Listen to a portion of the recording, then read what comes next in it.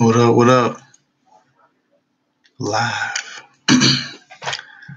What's going on, Myra? How you doing, Ulrich? Shout out to Germany. Uh, what's going on? Let me see. I'm just letting people file in.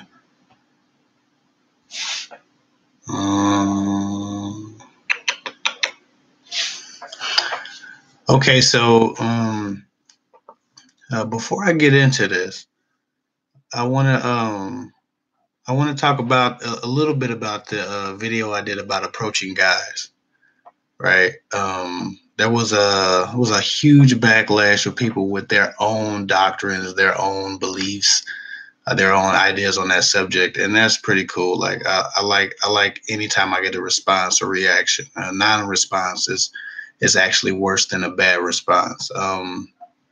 Even so, I think that a lot of points were missed on some people, mostly because people have ideas that they stick to regardless of new information or new perspective. So it's really important to me to always provide a perspective that's different from what someone has been exposed to. And one of the biggest things I got was, in fact, it was the idea that somehow or another men won't respond to a woman who approaches them in so many words, simply because if he already knew they existed and he didn't approach them, then he didn't like them. And that's just not the case at all. Not with every type of man. There are certain types of men who won't approach, who won't respond well to women approaching them, and then there are other types of men who are completely okay with it.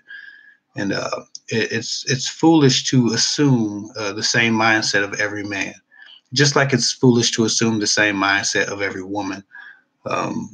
Many of you have been approached by guys when you were into it, or when you were in the mood to be approached, or when your life situation, I guess, made it okay for that to be the case. You were more receptive at certain times of your life, and then other times of your life you just weren't. You just wasn't. So guys kind of have the same thing going on. It's a bit foolish to apply blanket advice to a topic so vast when you're dealing with so many different people and so many different personality types. So we'll get into that a bit later. I'd like to touch on that at some point today. Man suck, just kidding. I think that there's a bit of truth in every lie, Taisha, talking about men suck, just kidding. I guess one of my first points about that is, like, we can't assume sanity of every man we meet. Like, there's a legit concern for the lack of sanity in the world, right? So you can't even assume a guy that you meet is sane. So how can you then assume the confidence of a guy to approach a woman, or assume that that man is living in such a romantically abundant state that he has the luxury of passing up opportunities with interesting and or attractive women who approach him, or who just speak to him first, or who make an impression? I think it's just foolish. Only those with an abundance have the luxury of waste, right? Like I live in America. In America, we waste water. We wash our ass with water. We wash our shoes with water, our hands with clean water. Like, we have clean water at our disposal, and there are third world countries where people don't have a drop of clean water. They're drinking dirty water, right? So we have the luxury in our country of wasting water, wasting resources, valuable resources that other people in other countries have never even experienced in abundance, even at a satiating amount, right? So understanding that point, when you have an abundance of something as a man, if you have an abundance of love interests, an abundance of sexual prospects, an abundance of women at your beck and call, then yeah, if a woman approaches you or tries to get your attention in any way, you're less responsive because you're really not looking for that opportunity. But there are more women. I mean, I'm sorry, there are far more men who don't have an abundance of women, who don't get to pick and mingle as they choose with any women. They don't have every woman that they want. Those guys stand out because they're special. Most guys aren't juggling women. That's just not how it happens. Most guys don't have their pick of women. They might talk to more than one woman, but they're definitely not, the Casanova of their group or their area. So, you know, men don't have the luxury of always having a choice. So if a beautiful and or attractive woman approaches a man and he's in the right phase of his life, he's just as receptive as a beautiful woman who might be approached at the right phase of her life. Have you just gotten out of a relationship? Are you interested in getting into a relationship? Are you open to love or dating? Are you not open to love or dating? Do you feel generally confident or beautiful, or do you not? All those things factor into how receptive you are to a guy's advances. And guys have the same system. Like, it's not that complicated. And I don't think that assuming because you're a woman, a guy won't respond to you. It's just, I think that's just ridiculous. There are some guys who won't. There's some guys who, like I said, have an abundance of women, and that's cool. But any guy with an average or below average amount of love interest doesn't have the luxury of just throwing away opportunities with beautiful and or attractive women because they simply talk to him first. That's just asinine. Um, Also, based on a man's confidence level at the time, his response has changed. Just like when you're at the grocery store as women, sometimes y'all go out and y'all not. Look, I got my comment section blowing up. I'm gonna get to y'all. But sometimes as women, y'all go out to the grocery store and or wherever, and you don't really feel that confident. You don't really feel attractive. Your body language says, "Don't approach me." Your body language says, "I really don't want to be bothered," and that's how you feel on the inside. You don't really feel ready for anybody, coming up to you trying to make an advance. Guys have those same types of days, but men who have a lot of self-love, a lot of self-confidence, who might not have a bunch of women. You know what I'm saying? Like, those types of guys take a lot of pride in being valuable men. And if I recognize a woman recognizes me as a valuable man, I'm not thinking, oh my God, she's a whore because she recognized me and she's making contact with me. I'm thinking she understands my value. I'm thinking that she makes good decisions. I'm thinking that she understands how to judge a man's character very well because I think highly of myself. I don't think low of a woman because she sees value in me. That doesn't make sense. If you're a high value person, a high value woman, a high value man, and someone sees that value, someone recognizes the way you carry yourself, they recognize the way you talk to people, the way you treat people, the way people respond to you, and then they approach you or they try to make an impression. You don't think, oh my God, what a silly whore to come up to me, a man of respect. You think this woman understands what makes a man great. This woman sees my greatness. She sees my value. She expects something great of me. So much so that she approached me. So it's flattering. I've been flattered. Like I said, I've been approached a lot of times. And so a lot of these guys will tell you, never approach a man. It'll never turn out the way you want it to. And that's asinine. Sometimes it will, sometimes it won't. Just like when a man wants to approach a woman. Um, I don't preach fear, right? And I don't believe in living in fear. And sometimes people look for these dating rules to excuse them of making and taking action when they need to take action. And like I said, I just don't live in fear. I would never preach or teach people to apply arbitrary rules to themselves simply because they were afraid to make a first move or afraid to make themselves known. And I'm gonna get back into this, but I have a question. Thank you for the super chat, Marcellus. She said great message as always. I appreciate it, no question. I appreciate it, Marcella. Man, you come through today because it's not even. I'm not even talking about nothing right now. But like I said, I really appreciate the super chat. So, like, for the most part, it's just not a thing that guys are not going to approach. Or not guys are not going to respond to you. So I don't want anybody to believe that. Also, I believe in female empowerment, like, to the fullest, right? And I don't believe in anything I don't believe in any set of rules that mute a woman's ability to take action for herself. Any set of rules that mute a woman's ability to make the decision if she sees value, if she sees quality in a man, to at least make contact, right? all these guys talking about, you got to watch what people be telling y'all, because some of these guys are clearly not on your side. And not that anybody who disagrees with me isn't on your side, but a lot of these guys will tell you that you're supposed to wait till every man approaches you, when every man who approaches you isn't even worthy of you. You know a man that's worthy. You've seen a man that's worthy. You can locate a man of quality, and someone's telling you, don't approach that man, don't touch that man. Wait till some scoundrel, some jackass from the mall approaches you. And now you have to figure out if he's worthy, but you have to give him your heart, your time, your intellect during that point, and sometimes your body. I just don't believe in that, so maybe that's my challenge. Maybe I'm wrong, but I don't believe in living in fear and allowing just anybody to approach you and entertaining them simply because they're a man and they approached you, and that's the rules, because it's not the rules.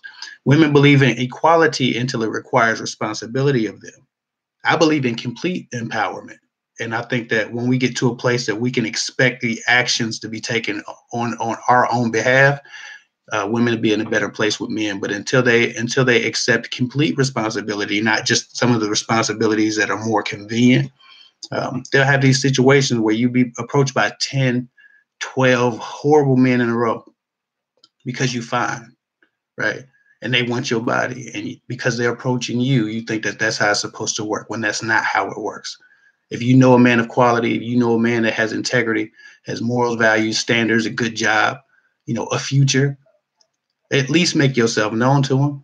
You don't have to go up to him and try to game him. You ain't got to approach him like a gentleman, not like Alicia Keys in the "You Don't Know My Name" video or anything like that. But you can at least make a joke, crack a smile, make some small talk.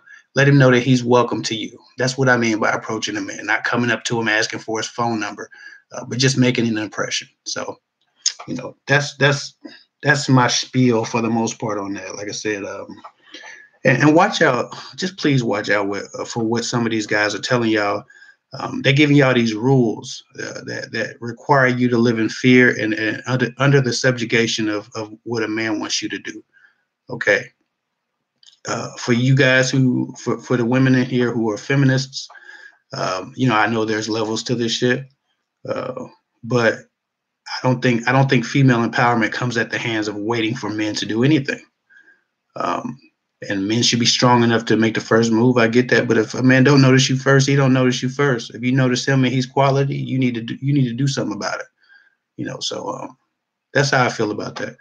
I'm gonna start digging into these questions, and I guess we'll reapproach this as it comes. But I know I got a lot of questions, so I'm gonna go all the way up. Thanks again, Marcella. I appreciate the super chat. I'm gonna go all the way up to the top. We're gonna get into this. Someone said, "How should we handle men with issues with commitment to titles? How should we handle issue? How should we handle men with issues with commitment to titles?" So. Excuse me. I'm assuming she's saying, in so many words, men who don't like titles. How should we handle that? Well, I've said in a video before that if a man won't give you a title, he really doesn't plan on, or he won't give you his heart. He doesn't plan on committing. Any guy that's trying to tell you that, hey, we together, you mine and I'm yours, but we can't tell nobody, is he's bullshitting with you. All these guys, I've never heard of a guy talking about how private he was. Oh man, I just don't like nobody in my business. I'm just private. I've never met a man, and I've never heard of a man who was private, who also didn't turn out to be a liar or a scoundrel. First of all, anytime a man really loves a woman, he wants the world to know that. He wants the world to at least know she's his. Not necessarily that he's mushy for her or that he's falling for her, that he's whipped, but he definitely wants the world to know that she's taking and she's off limits. Any man that'll leave you on the market to keep his own privacy, the public market, leave the perception that you're available up just to keep his own privacy, has something to hide. Men with a clear conscience and a clear schedule and a clear life, clear of other romances, don't have a reason to keep it on the down low. So those down low guys, they're not who you think they are a lot of times. And so even if a guy is decent and he thinks he's been hanging out with some down low type of guys that like to do that type of stuff, and it's rubbed off on him, and he tries to get you to keep your relationship on the down low, you're gonna have to start setting some standards that, we're gonna have a public relationship. If that bothers you, and it should very well bother you, that a man has a problem with titles, but he wants the benefits of a relationship. That's another thing. A man wants all of the benefits of a relationship, but none of the responsibility to you emotionally, none of the responsibility to you as far as your schedules go, as far as how considerate he has to be of your time, and of your perception of how he uses his time. You're responsible for someone's emotional well-being when you're with them, especially if your actions are conducive to them being being in a good place. So guys who avoid titles are usually trying to get the benefits without the strings. And you can love a person and be like that. I'm not saying that guys who avoid titles don't love you or don't care about you. I'm just saying they don't care about you enough to inconvenience themselves with the responsibility or the burden.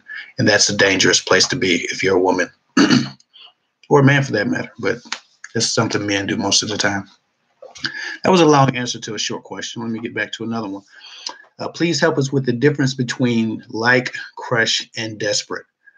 Well, like is when you're fond of somebody.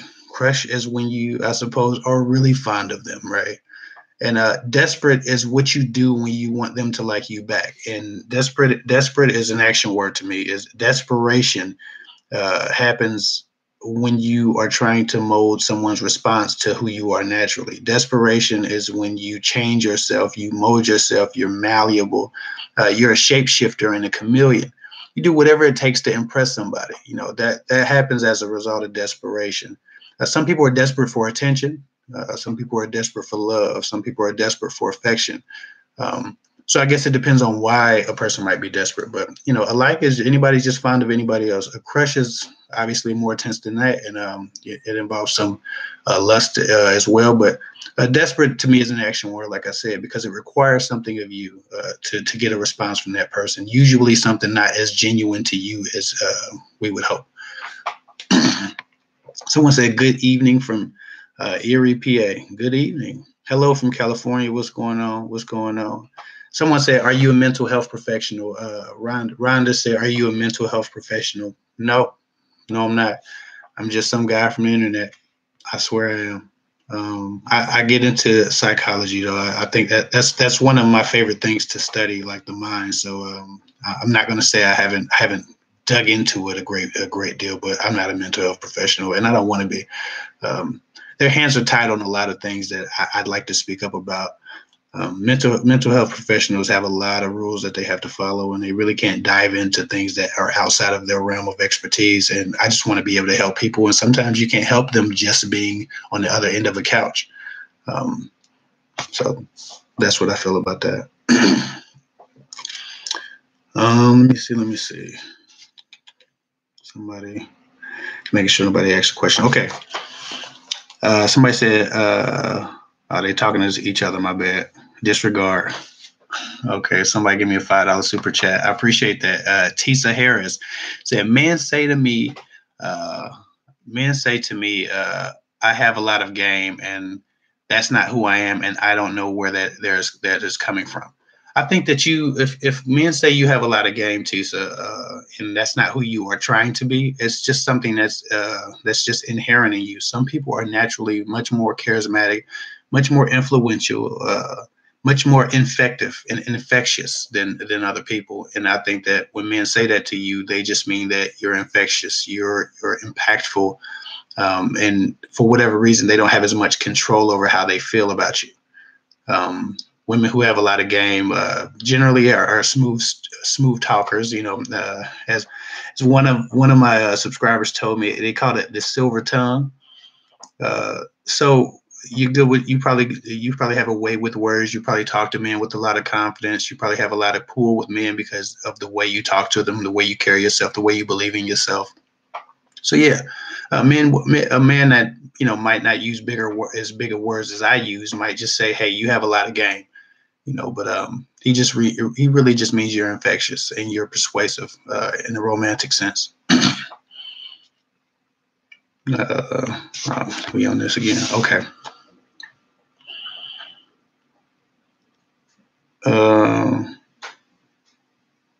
I said that's a whole fact. There are so many undiagnosed individuals in here and in these streets. Yeah, a lot of people have a lot of mental health stuff going on, and we can't even assume sanity of any random person we meet on the street. So, how people can also assume confidence of a man when they can't assume sanity is beyond me. And people go in and out of being confident. Like I, for one, like I'm 6'2.5". I've consistently through my whole life been one of the tallest kids in class. I've consistently been, I like to think, one of the most handsome men around. Even when I was a little kid, I was always one of the best looking little kids. I was always the most charismatic little kid. I was always the most well liked kid. Like throughout my adulthood, I've always been popular for one of those reasons. My charisma, my looks, my height, my mind, for whatever reason, right? I've been blessed in that way, but I had spans and times in my life where I wasn't as confident. I didn't feel as sought after, as wanted by women. And again, I've been approached by a good deal of women. And it just depends on my level of confidence, where I was in life, where I was romantically, how I responded and how they approach me. Some people just won't like you, and you run the risk of being rejected if you approach men, but that doesn't mean it was because you were a woman approaching a man. Sometimes people just reject you, and I've been rejected more times than I can probably count. So it happens to the best of us. So if you do if you do shoot your shot at a guy and it don't work out, man, so what, man? Move on. Like, it'll be all right. You'll live. And a lot of guys live through it, and I just think it's healthy for us to drop the fear aspect of anything that influences our actions, because it's just not healthy to live in fear. Let me see. I know we weren't even talking about that. Let me get on. Somebody said it's my first time viewing your live. Well, Tanisha Jackson, I'm hoping you're enjoying yourself. We gonna skip around. We be all over on these lives. Somebody says, Adore E says, I hate the thought of being attached. How do I work through that? I suppose it's easier to work through when you feel like you're attached to someone you can trust, someone you at least understand, someone who's genuine, someone you're familiar with their intentions. It's hard to work through the feelings of attachment when you're not sure if the person deserves your attachment. So that's just one of those things. You really have to pick good people from the beginning, and that way it makes the whole process a lot smoother and a lot more peaceful. You can get yourself in a situation where you're falling for someone that you probably shouldn't be falling for, that's bad for you, and you're doing it anyway because you really can't stop yourself. But the feeling of attachment to that person is a lot more intense and a lot more anxiety inducing than when you feel like you're falling for somebody who has good intentions, who has a good history, who you can trust, who's been real with you. So I don't know how you work through that, but I know it's easier when you find good people and when you're a good judge of character from the beginning, when you're attracted to good men. YJ, I'm not going to beat your name up, baby. Everybody sees the name YJ. Anyway, forgive my mispronunciation if I did that. But she said, "Hey Kev, no questions, just showing some love. I did send you $50 about a month ago for the first email. Love your commentary." Well, I appreciate it. Why I want to know how, and I'm gonna be kicking myself in the ass because I want to know how to pronounce your name. Email me and tell me how to pronounce your name, like with the little thing with the definition, because I like the name. It looks like YJ. But anyway, I really appreciate the support. I appreciate the love.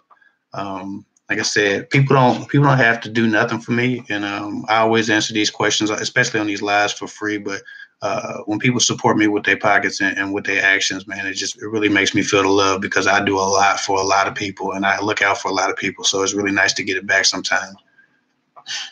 I said, hello, how are you? I'm great. I'm awesome. I'm probably not gonna stay on as long. I mean, I be on here all night sometimes, but I gotta get off by at least 1 o'clock tonight. These things be like 3 hours sometimes. Wait, hold up. What does it mean when your boyfriend? Okay. Somebody said, wait, hold up. What does it mean when your boyfriend don't text you back for 2 days, supposedly lost his phone? Well, it could mean that he lost his phone. if he didn't lose his phone, then it means he needs space from you, and that there's some anxiety and some tension that he might not be expressing and might not know how to express. When a man's standing away from you or avoiding you, uh, he needs space, and men usually need space when something in the relationship is anxiety inducing. So that's that. And you need to figure out if everything is cool in your relationship, or if for whatever reason you have habits that you need to work on, or if he has habits that he needs to stop. A lot of times a man's anxiety has a lot less to do with you and a lot more to do with what he knows he's doing behind your back. So usually when men are disappearing, it's about anxiety, but the reason for that could be a multitude of things, their fault and your fault. Or your fault, I'm sorry.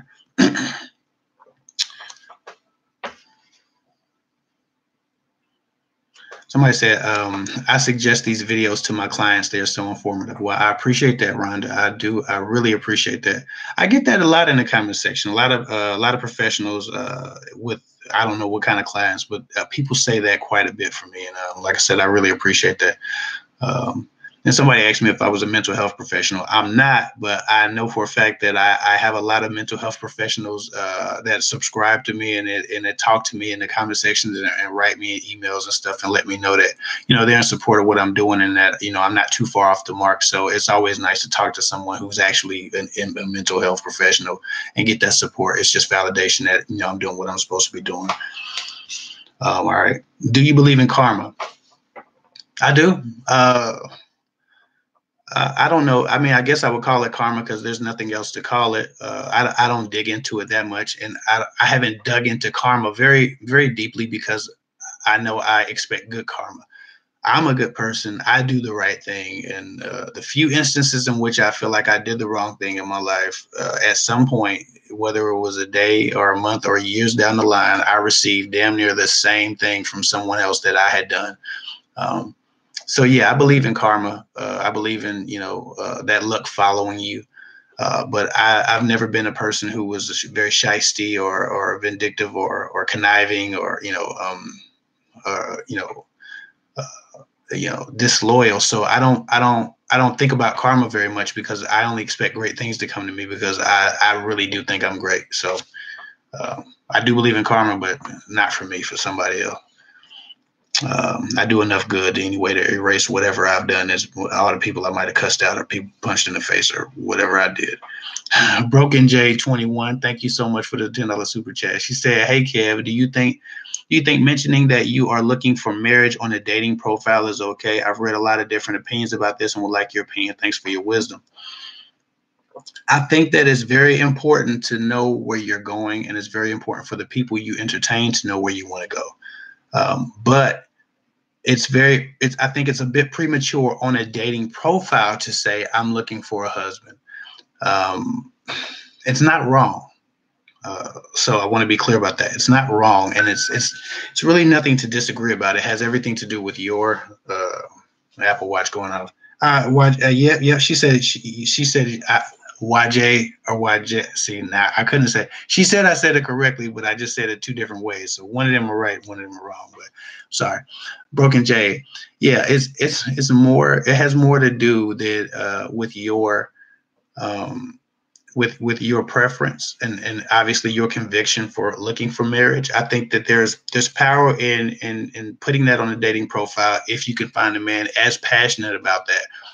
But if you find men who are open to marriage but not really looking for marriage, it might eliminate a lot of guys who could have been marriage material had you given yourself that shot to entertain them and make your impression.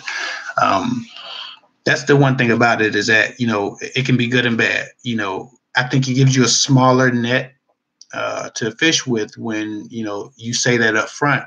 But the fish you catch will probably be more quality, on average. That's the idea, because these people are open for looking for, they're seeking out marriage as well.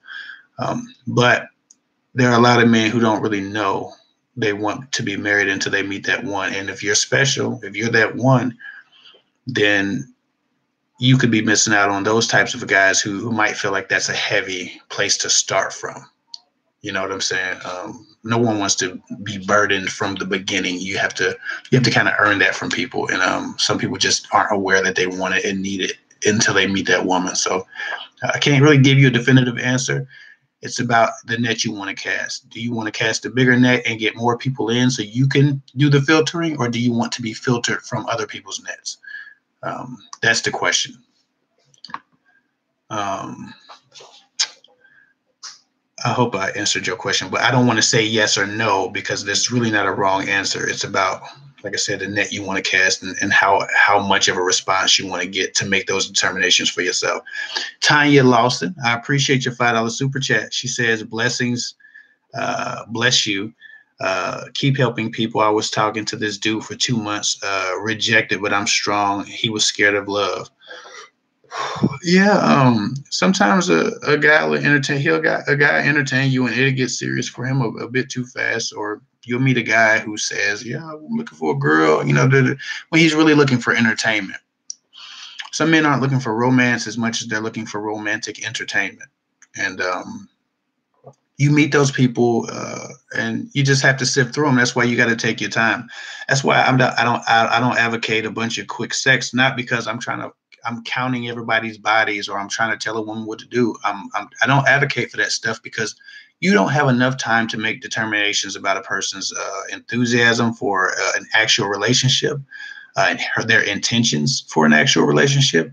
You don't get to develop a spiritual connection, an intellectual connection, a deeper, more intimate level of knowledge about each other. All you do is get familiar with the chemistry you have having sex. And I tell you what, a woman with a crush is going, I mean, I don't know how many hundreds of people I talk to that tell me that the time that they had sex with the guy they had the crush on really quickly was the best sex they ever had. Sometimes your opinion of the man determines how good the sex is. So like I said, I don't advocate for it because it can cloud your vision on a relationship. Your dog on super chat just disappeared. Let me find it again because I don't even remember what the question was now. I ran it. It ran out. Hold on. Okay, so she said, yeah, she said dated this dude for 2 months. He rejected you, but she's strong. He was scared of love. That happens. Also, sometimes people reject you because they have a change of heart. That happens as well. We have to accept that sometimes people will make a determination about us that's not as flattering as we would hope. And sometimes, we're in the game at first and then we get fired or we get removed. And trust me, I've been removed. I've blown women away on the first date. And the week after that, somehow or another, it got away from me, so people will change their opinions of you, as time goes by because they know what they're looking for. And some of them know what they need. And if they don't sense that in you, or they just don't develop the passion that you have for them in you, then they have a change of heart. And it feels shitty, but it doesn't mean they're being disingenuous. It just means that y'all weren't compatible. Thank you so much for the $10 super chat, Tracy Anderson. She said, I was in an abusive relationship for 13 years and now finally found a real man. Any advice on how to accept being treated right and actually believing what he'd be telling me, or what he's telling me? I've seen this firsthand in my family. Like a lot of women have these tumultuous, toxic relationships, and they get used to a tumultuous and toxic existence. That becomes the baseline, right? So peace isn't the baseline. Toxicity is the baseline, and they get so used to operating at such a high level of toxicity that they don't know how to come down. And so if you were in an abusive relationship for 13 years, I'm not sure if that was physical, mental, emotional, but it was abuse, and it's toxic. You carry a lot of PTSD from that abuse into your next relationship. If you aren't aware of how that PTSD manifests itself in your relationship, you can ruin your relationship before you really have a chance to be happy, right? Everybody's always talking about, she's been through I hear this all the time. She's been through so much. I just want her to be happy, right? And then she's screwing up all her relationships. Even when she finds good men. This hypothetical person is a lot of people, and that's because when you get used to that type of toxicity, you don't know how to adjust to someone who doesn't scream at you, who doesn't talk down to you, who's not trying to manipulate you or quarantine you from your friends or family. Um, you have to learn how you've been affected and how it comes back out of you, because that toxicity, that abuse will come back out of you. You are the sum of your life's experiences, right? And so if your life's experiences have been toxic, have been abusive, you are the sum of these experiences. So eventually that has to come back out, and you could make it come out positively. You could get some hobbies, some things that you do to get rid of that, to dump that energy. But you have to figure out what habits you formed in trying to defend yourself and preserve yourself in a toxic relationship, that you brought into the new relationship. I spoke to a woman just yesterday who, I don't know where she developed it, but she developed a very vicious, um, almost destructive way of sharing the truth. Sometimes people who've been in tough situations, it's not that they're trying to be abusive, but they just weaponize the truth. So instead of saying the truth in a way that's palatable, they say it in the worst way they can think. They say it with such conviction that it feels like it feels like a fireball being thrown at someone. So you have to learn. You have to learn what you're doing that's a result of your toxic, abusive relationship, and then you have to figure out how to stop it, how to curve it, how it affects the person that you love, the new man that's good to you. You don't want to run a man off because you're messed up, right? A lot of good men get away from really good women who just don't know how to express themselves after toxic relationships. And like I said, I talk to women all the time, um, especially this week, who have ruined their own relationships, being toxic, carrying those habits into new relationships. So the one thing I want to state, because I've dealt with this multiple times this week: never talk down to a man with self love who understands his value. No woman should be talking down to her man. If you want to be treated like a queen, you have to treat him like a king. And so just have the respect level when you talking to a man that understands his value. Men ain't gonna put up with you being toxic, talking to them toxically, just because someone was abusive and you learn to be abrasive to defend yourself in that abusive relationship. Um, yeah, you can't change everything about a man either. Um, you have to learn to accept your flaws and become aware of the flaws that you've developed after that toxic relationship. So that's what I want you to do: is figure out what you're doing wrong, um, and try to curb those things, and let him know. Y'all gonna have to have a sit down. Let him know that you're aware of the things that you might be doing wrong, or that you could do wrong. You have the propensity to do wrong because you had to do them a certain way in your toxic relationship. But give him an opportunity to work with you, to show you how to deal with him, and you need to learn how to deal with him on his terms and meet him where he is, because he's in a healthier place than you. And I don't know how to tell you to believe what he said. If he's with you, you should believe him, but that's easier said than done, and that's a whole nother subject for a whole nother video. But um, definitely just build the trust in him, and I think in time you'll start to believe him, because he won't go nowhere if you don't run him off. Or if he's as good as you say he is. Anyway, thank you for that super chat. Tana Banana. Yeah, that's a cool name. That was fun to say. Tana Banana. She said, Kev, please help. I have dating blues. How do I get rid of them?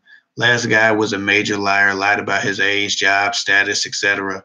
I don't want to give up, though. Well, don't give up. And the last guy was one person, right? He was one person. I'm not sure how much of your time and energy you gave him. But it's up to you to make sure that you're operating, with good judgment, and you're using your discernment, and you're making sure that you protect yourself, and you confirm the things that a man tells you. A lot of times you can tell a man's lying about things because he keeps telling you things. He qualifying. When men qualify themselves to a woman, they're doing two things. First they're begging, hey, consider me. I'm good enough. Look at this. I can tell you this good thing about me, or that good thing about you. So that's a good sign. But sometimes when men are overqualifying themselves, is because they're just filling up the air with a bunch of shit that they think will impress you, and it could be all crap, right? So you first have to determine the level of honesty in the person that you're talking to, and once you determine their honesty, then you can take or leave the things that they say to qualify themselves. But don't give up. It's just that simple. Just don't give up. No, that's not an option for you. No one wants to be lonely, so I don't have to convince you of that. Just don't give up. But yeah, you got the dating blues, and dating is hard, right? It's not easy, and I always tell people, you know, it's what I say. You don't need it's possible, and you don't need easy. You just need possible, and it's definitely possible to find somebody good. So don't give up on yourself. Let me try. I'm gonna try to get off of this thing. I don't know what this thing is. All weird. Hold on. I hate when this happens. I'm gonna have to remove your comment just so I can get it off the screen. Even if I don't even know if that'll work. This is irritating. Hold on. I'm gonna try to answer another question that's frozen in place while I fix the screen. It's not my computer. It's the YouTube app. I don't think they have there's a button missing that they need to fix, but they've been updating YouTube. Someone says my boyfriend leaves me on read a lot, and what does that mean? I suppose it means he's not as excited to talk. There it is. Godly. I suppose it means he's not as excited to talk to you as you are to talk to him. Usually, the end is near when a person doesn't want to at least talk to you. So I don't know how long he's leaving you on read, but that's never a good sign, baby girl. That's never a good sign. And I hope that you can fix your relationship if it's worth fixing, but don't linger if it's not even worth the trouble. Sometimes it's just it's not worth the trouble sometimes. And I don't know your relationship, so I can't go too much further than that. But if he's leaving you on read, it's because he doesn't really want to talk to you. He's not enthused about talking to you. So there must be some anxiety in your relationship, or he must be nearing the end, unfortunately. Somebody said, "Hey, so I finally talked to my crush today, and I wanna form a genuine friendship with him. How do I go about doing that?" Well, I don't know what was said to your crush, Latifah John. It's very possible if you finally talked to him. It depends on how receptive he was to your conversation, what the conversation was about. If you started talking to him about something he was passionate about, something he was interested in, he or she, because you didn't specify, but. Becoming a friend with a person has so much to do with you sharing commonalities, and you just have to find out what your commonalities are and what your passions are, the things that you like to talk about, the things you like to express, the energy that you like to sit in, conversationally. You have to get familiar. I don't know how to tell you to become a friend at this point because I don't know how deep the relationship goes, how familiar you are with the person, how often you see them, if you have their contact information, if you're friends on Facebook. Like, I don't know any of that. But I do know that if you find the commonalities, their interests, their passions, and somehow or another link them to yours or learn a bit about them, it's easier to become someone's friend when you seem to be interested in the things they're interested in.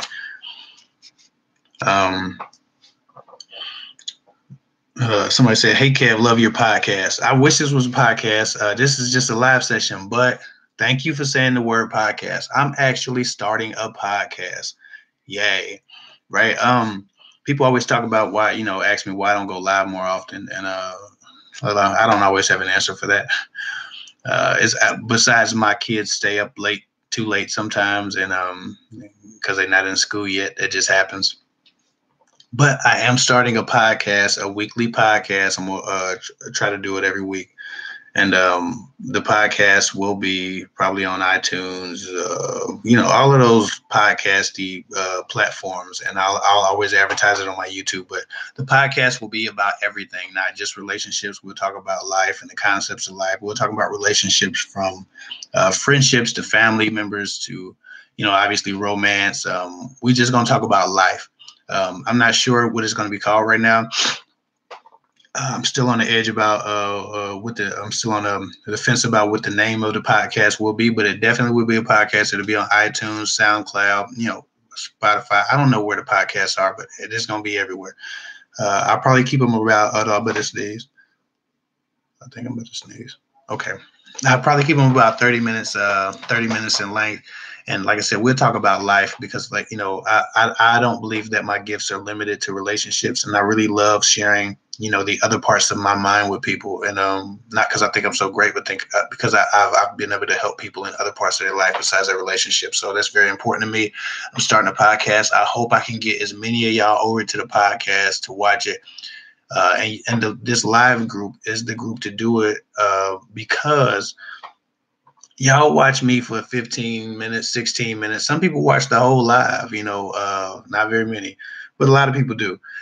And so, a podcast is longer form, 30 minutes, something like that. And I know that you guys in here watching this live have the attention span for a podcast. And a lot of y'all do it while y'all driving to work, while y'all getting ready for work. So, it just be like my little radio show. I hope everybody comes over and supports that. I will be dropping it. It should be up by next week. So the next video I do, if not the video after that, I should have an announcement on where you can go find my podcast and come and join me over there. Now, I have a super chat. Thank you, Denise Jennings. Thanks for waiting too for your super chat. She said, text dating a guy. He comes to my job to converse.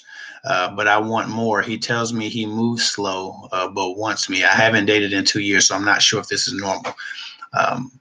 You're text dating a guy, and he comes to your job. Some guys move slow.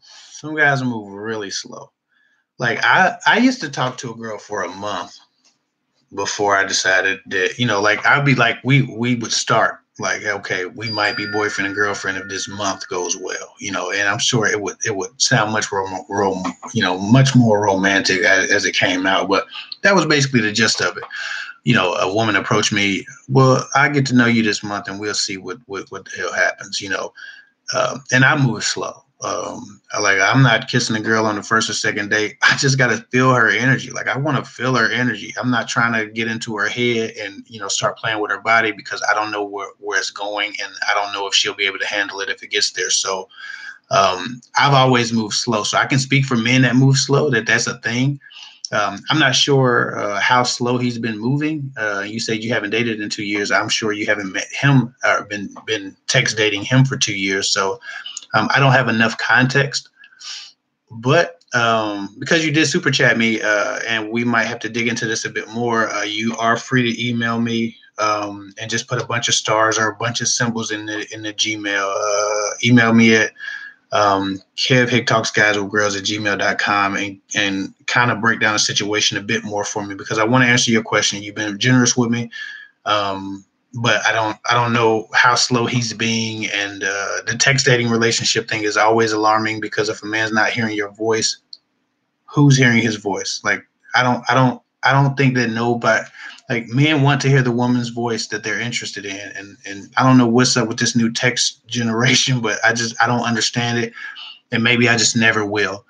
But on top of him not conversing with you on the phone, he does seem to come to your job. I don't know how often he comes to your job. So that's an area of concern for me. So it'd be easier to break this down if you email me, and I'll get back to you within 48 hours. We can figure this out because like I said, you show me some love. I want to show you love back, but I don't have enough information in that question to get into it.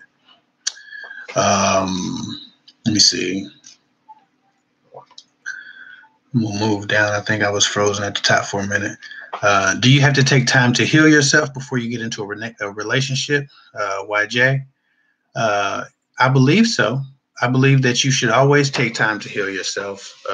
I can't say I've always done it. I think it's best to do it. But sometimes you meet somebody that's special and, why wait, right? But the correct answer is yes. You should take time to heal yourself. But the problem with that is that sometimes you really never get the healing and the closure that you're looking for. If you really love somebody and you break up with them, 4 years from now, you'll still want them back if they were decent to you, right? Or if you just haven't had enough punishment, So sometimes you can't heal yourself.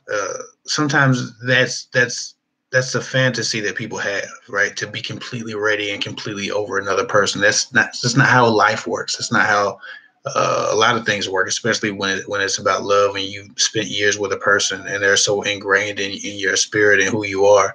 You don't just stop loving them. You don't just stop grieving. You can grieve for years if you don't find a replacement. Um, so that's one of those ambiguous gray area answers. Well, yeah, you should take time to heal yourself, but by that I just mean get back into a stable mental position, ground yourself spiritually, get back into a place to where you have your own routine, your own life, and you're not grieving having no one, right? Become comfortable with you being single. That doesn't mean you're not still in love with that old person, but it means that you started life as a single person by yourself, and you're okay with that. Once you get to that place, then it's okay to date, in my opinion, because the love doesn't fade. You can love somebody 10 years after you stop dating them. It's just that's wishful thinking. If you really love somebody, to stop loving them, it just doesn't happen. Um, so I guess yes, but not too long. Um, somebody says conversation. Somebody says life to be lived. Hey, what's going on? Life to be lived. You always showing love. I appreciate you. I appreciate all your comments, all your love. I be missing some comments now. Like I've had a surge of new subscribers again, so it's very difficult for me to stay up on all the hundreds of comments I get. I try to answer at least dozens a day. But it's getting pretty thick in the comment section, so it gets away from me sometimes. But I always look forward to seeing what you got to say. Life to be lived. She says, I was married to a man that had a drinking problem and didn't realize how much trauma I had because I never had stability when it came to emotions. He wasn't a guy, but too many ups and downs. He wasn't a guy, but too many ups and downs. I'm not sure what you mean by that, but I'm familiar with being around someone who has a drinking problem. I'm an AA kid. I grew up in AA. I've been to probably hundreds of AA meetings as a child, and it contributes to what I am and who I am today. So it's actually enhanced my superpower. As a kid, I was able to counsel, uh, much older people and other kids. Like since I was able to talk on the phone, I've been helping people in some way with their own problems. Even though I didn't know anything as a kid, I've always had a perspective and a wisdom that maybe came from observing and listening to the life stories of alcoholics and narcotics, addicts. So yes, I understand exactly how it feels to juggle a relationship with someone who has a drinking problem. um, I'm not really sure how I'm affected personally because I feel like my gifts were sharpened, but at the same time, I wasn't subject to a relationship with that person, as a parent.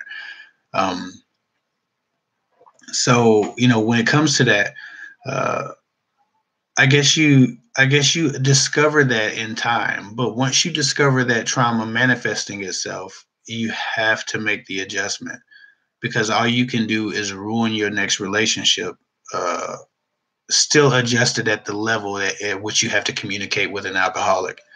Um, you know, uh, and that can manifest itself in a lot of ways because I don't know if that was a happy drunk, a sad drunk, a destructive drunk, a party drunk. You familiar with people with drinking problems? They come in a lot of different shapes and sizes. It's all sad at the end, but they take different avenues to get there. So um, try to figure out how that manifests itself, and if you're having issues, you got to correct them because no one deserves to be treated as the last alcoholic that hurt you. Um, okay. Someone says, if I want a relationship, how can I get a man to make time to take me out, go out on dates, and have a relationship instead of him just wanting to come over his place once every 2 weeks?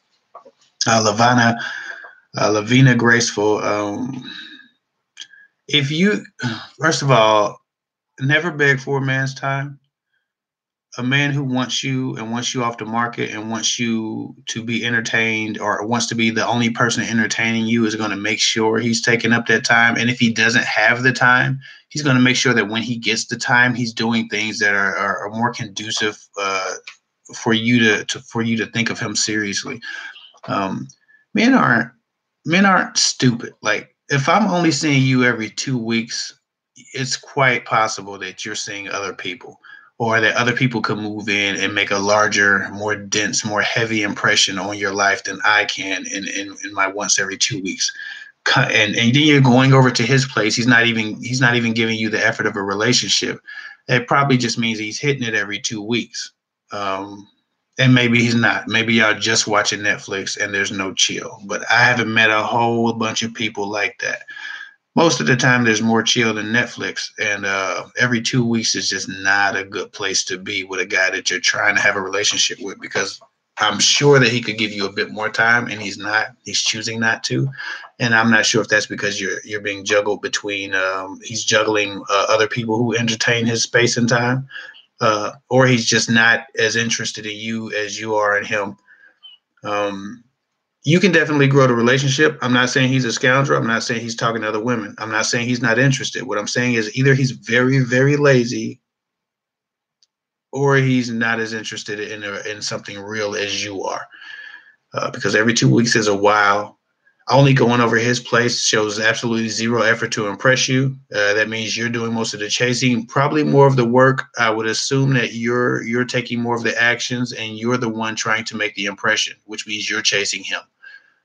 You can't make him want anything more. If he's been in your presence, he's entertained you, he's been intimate with you, and he hasn't seen the value in you to stop and start to man up. If he hasn't started that, and I don't know how long you've been talking to him, so maybe this is just some stuff y'all just started this month. In that case, the hell with what I'm saying.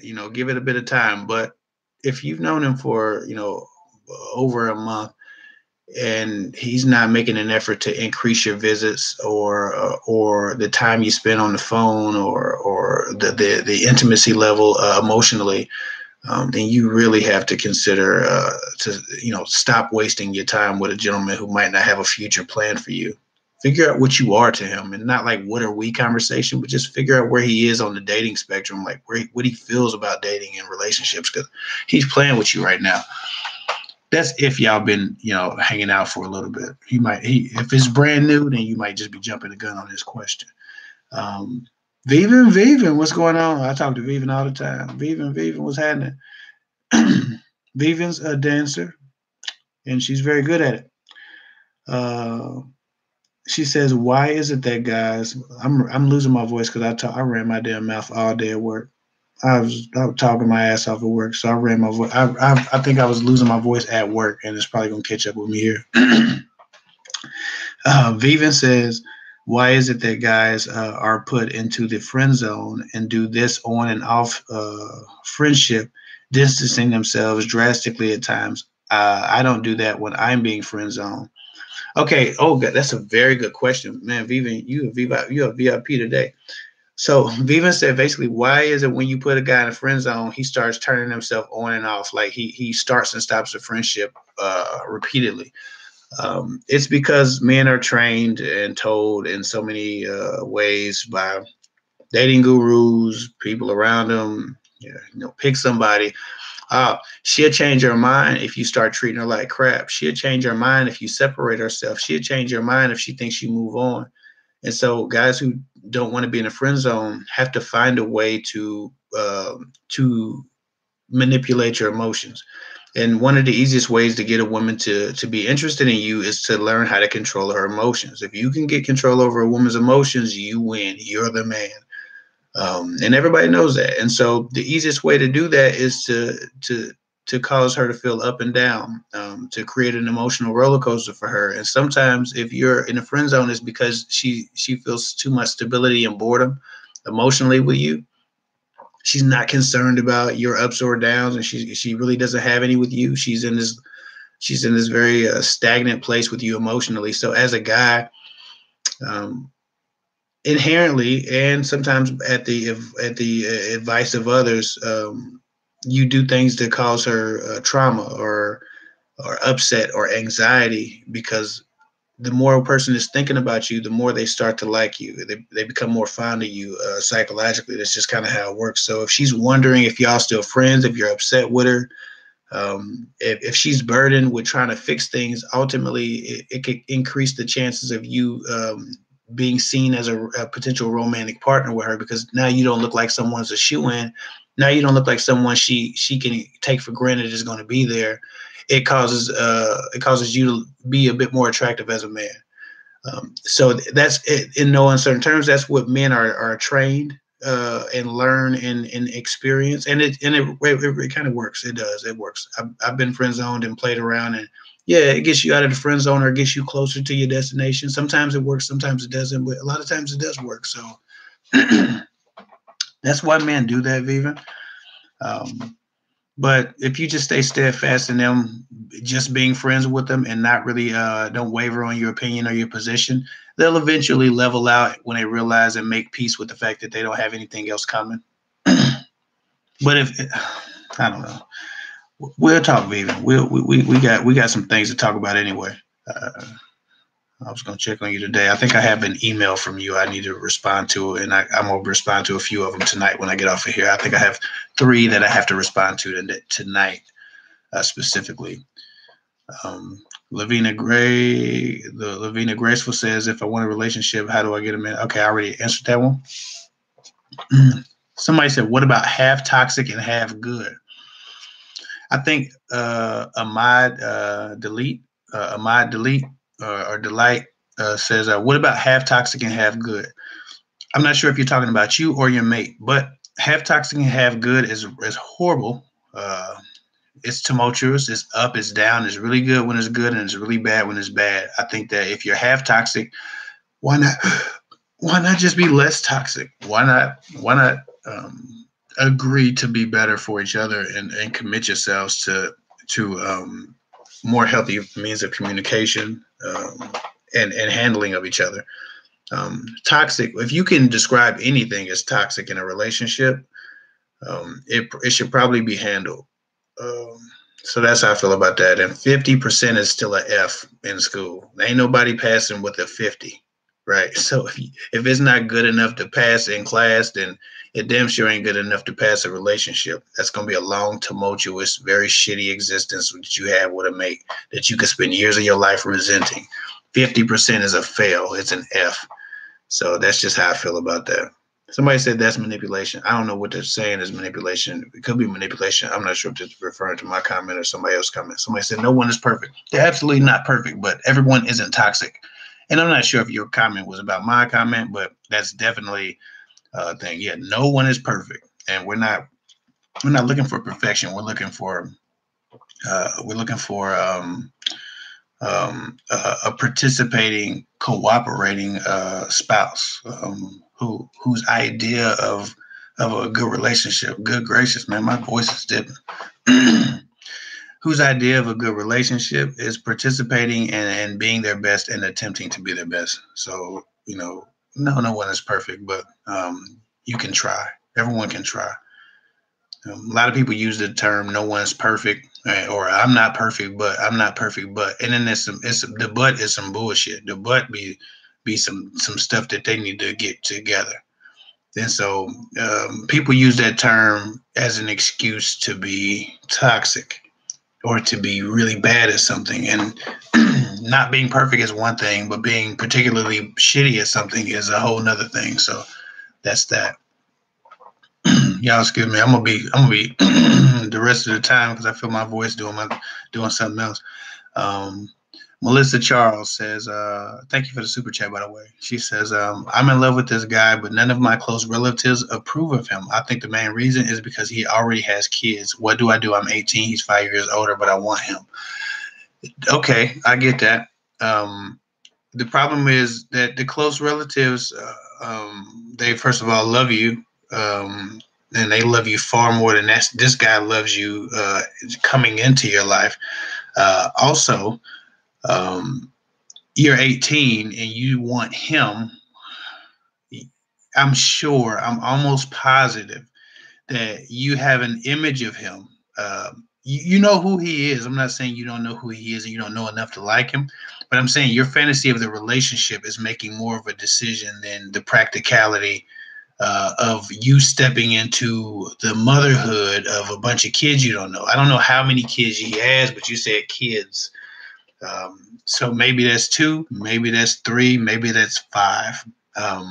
But clearly, this man has had some failed relationships, and he has a lot of strings and baggage, which could be. I mean, kids are beautiful, but at the same time, do you want his kids too? Are you ready? Are you prepared to thrust yourself into motherhood to that degree? Dealing with a new man and his new baby's mamas and his new kids. Sometimes it's just not. I'm not sure if that's always the healthiest thing to do. Simply because you want somebody, make sure he's someone you can need. Make sure he's a quality man and he's worth the issues that can be caused by all the baggage he possesses. Because you want him. I want a brownie.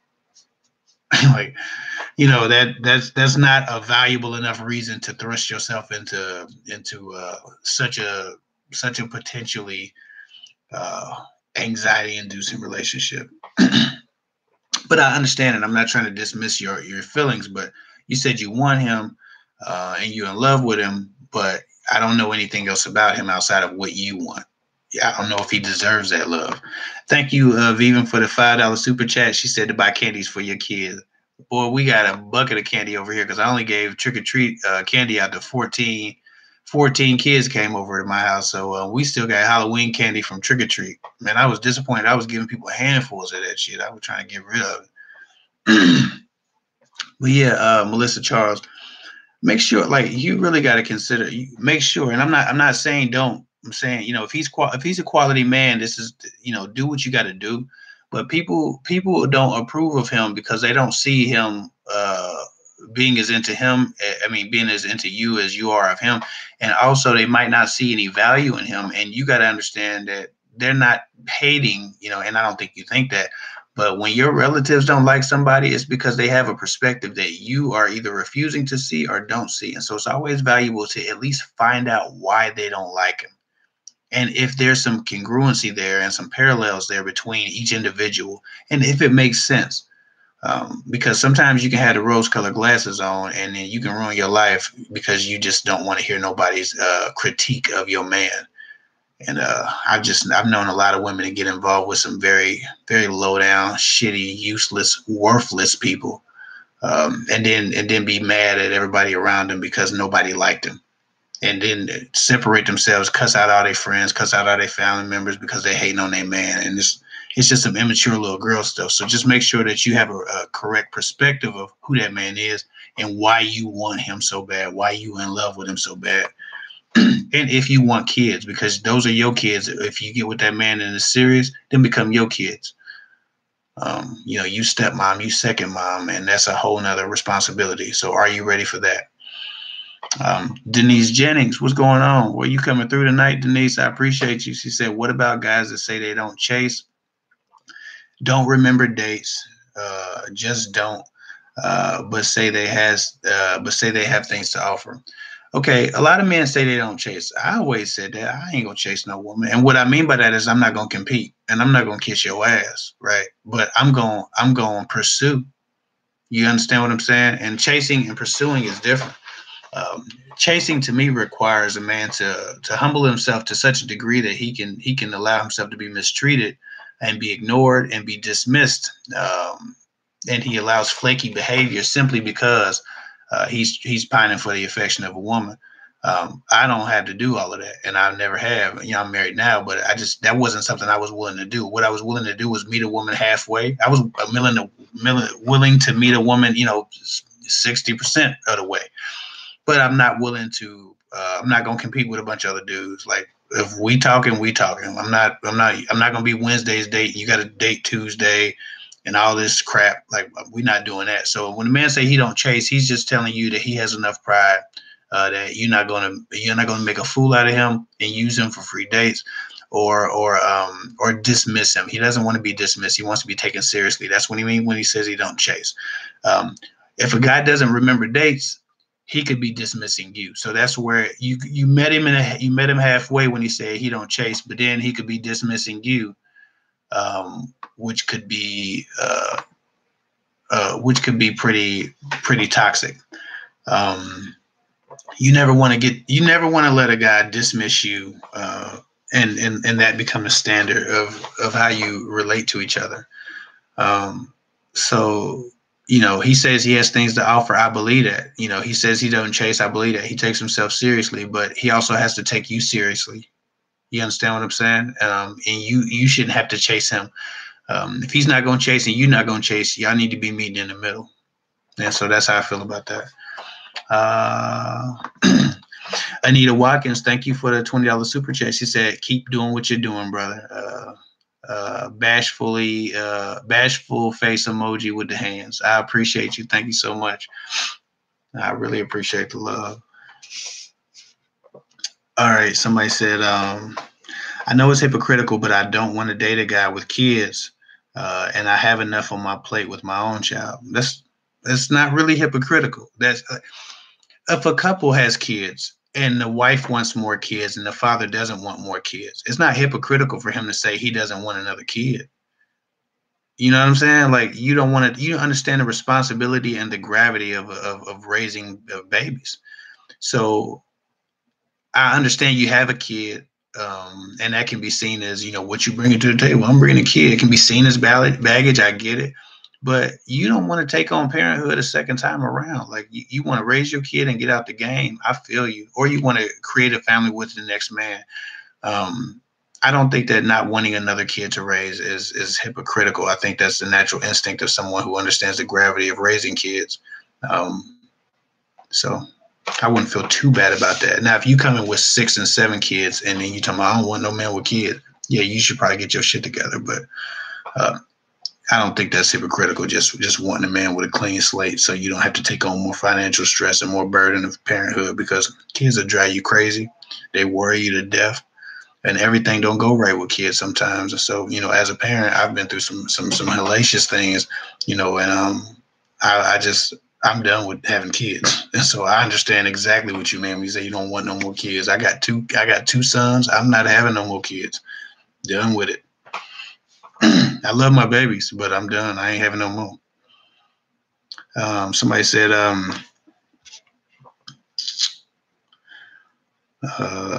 great check tonight. Good night, everyone. Goddess. Good night, Goddess. Let me see. It's a lot of hello from England. Hello. What's going on? What's going on? I appreciate the love from England. Somebody said, Brittany Jones said, I don't want to date a guy with kids because right now I can't relate. I want to be put first, and it's understandable that his child will come first, but that's not a good fit for me being single. Absolutely. You do not want to play second fiddle or compete with a kid because you just look silly and you can't win.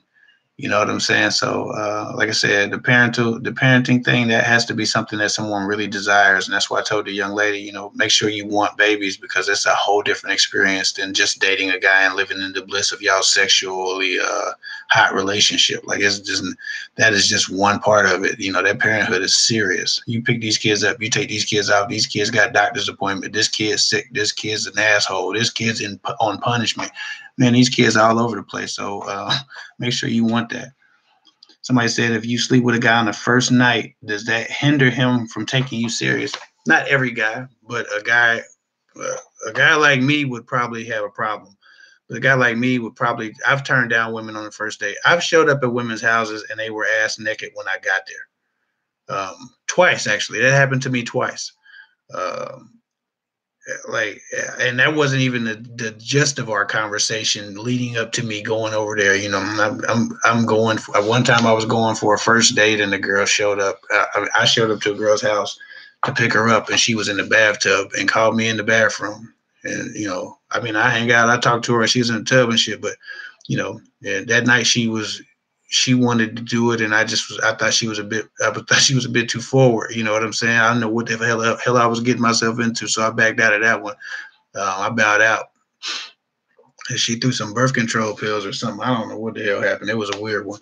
But, like I said, the point is this. Yes, for the most part, if a man doesn't have the type of mindset that I have or another more conservative guy has, no, it's not going to hinder him from taking you seriously. I know people who had one night stands and end up having 3 and 4 year relationships.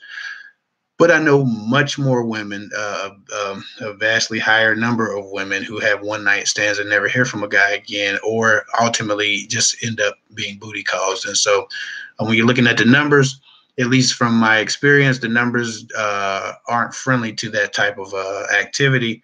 But you can still find a good guy who just doesn't think about sex the way a man who takes himself a lot more seriously thinks about sex.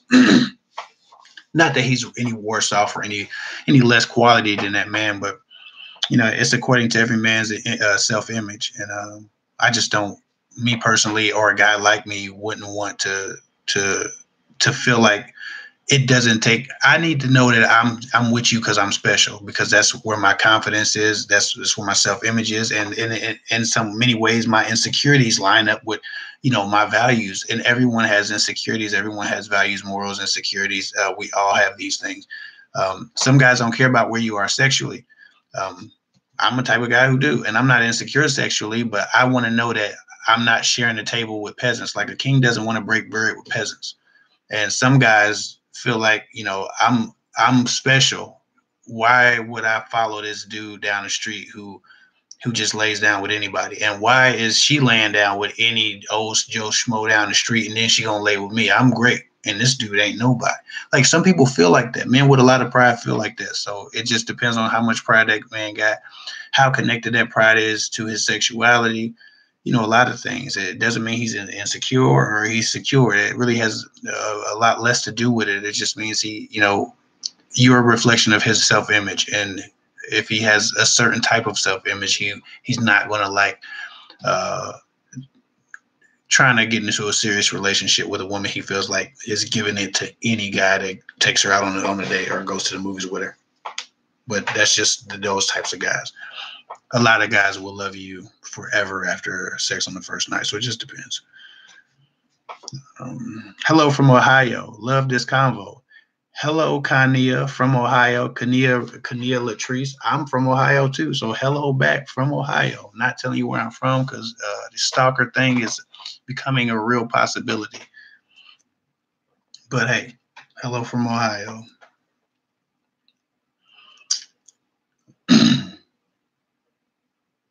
She said, "Oh, I said butt naked. I didn't say bone naked." Somebody said LOL at bone naked. I said butt naked. I guess bone naked is if they say that, maybe she was bone naked both times, but I said butt naked. Watch YouTube demonetize my videos, so I said naked too many times. Somebody said if a person has been divorced for 3 years and has asked you to be in a relationship but has a fear of opening up, is he still in love with his ex?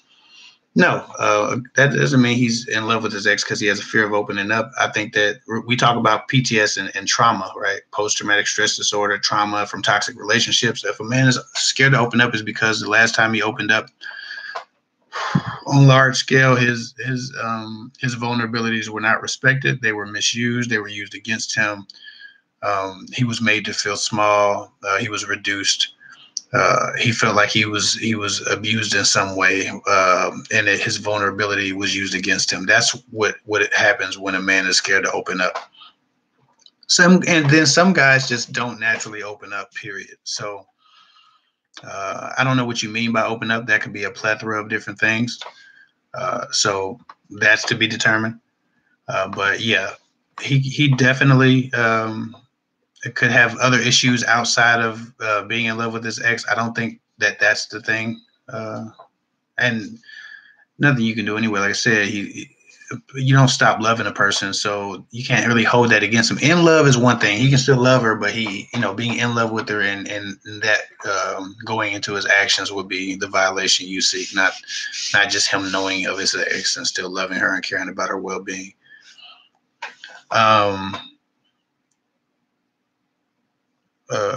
Somebody said a real mature guy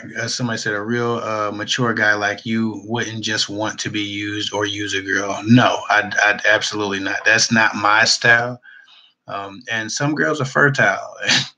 If you into that, you playing a dangerous game, not only with STDs, but in the risk of having a kid with someone that you have no clue about, someone you don't know, and a woman who could literally just as a guy have you by the balls for 18 years, and you just don't know who you're dealing with. Some women are very, very vindictive when it comes to that type of thing. Some women are very evil.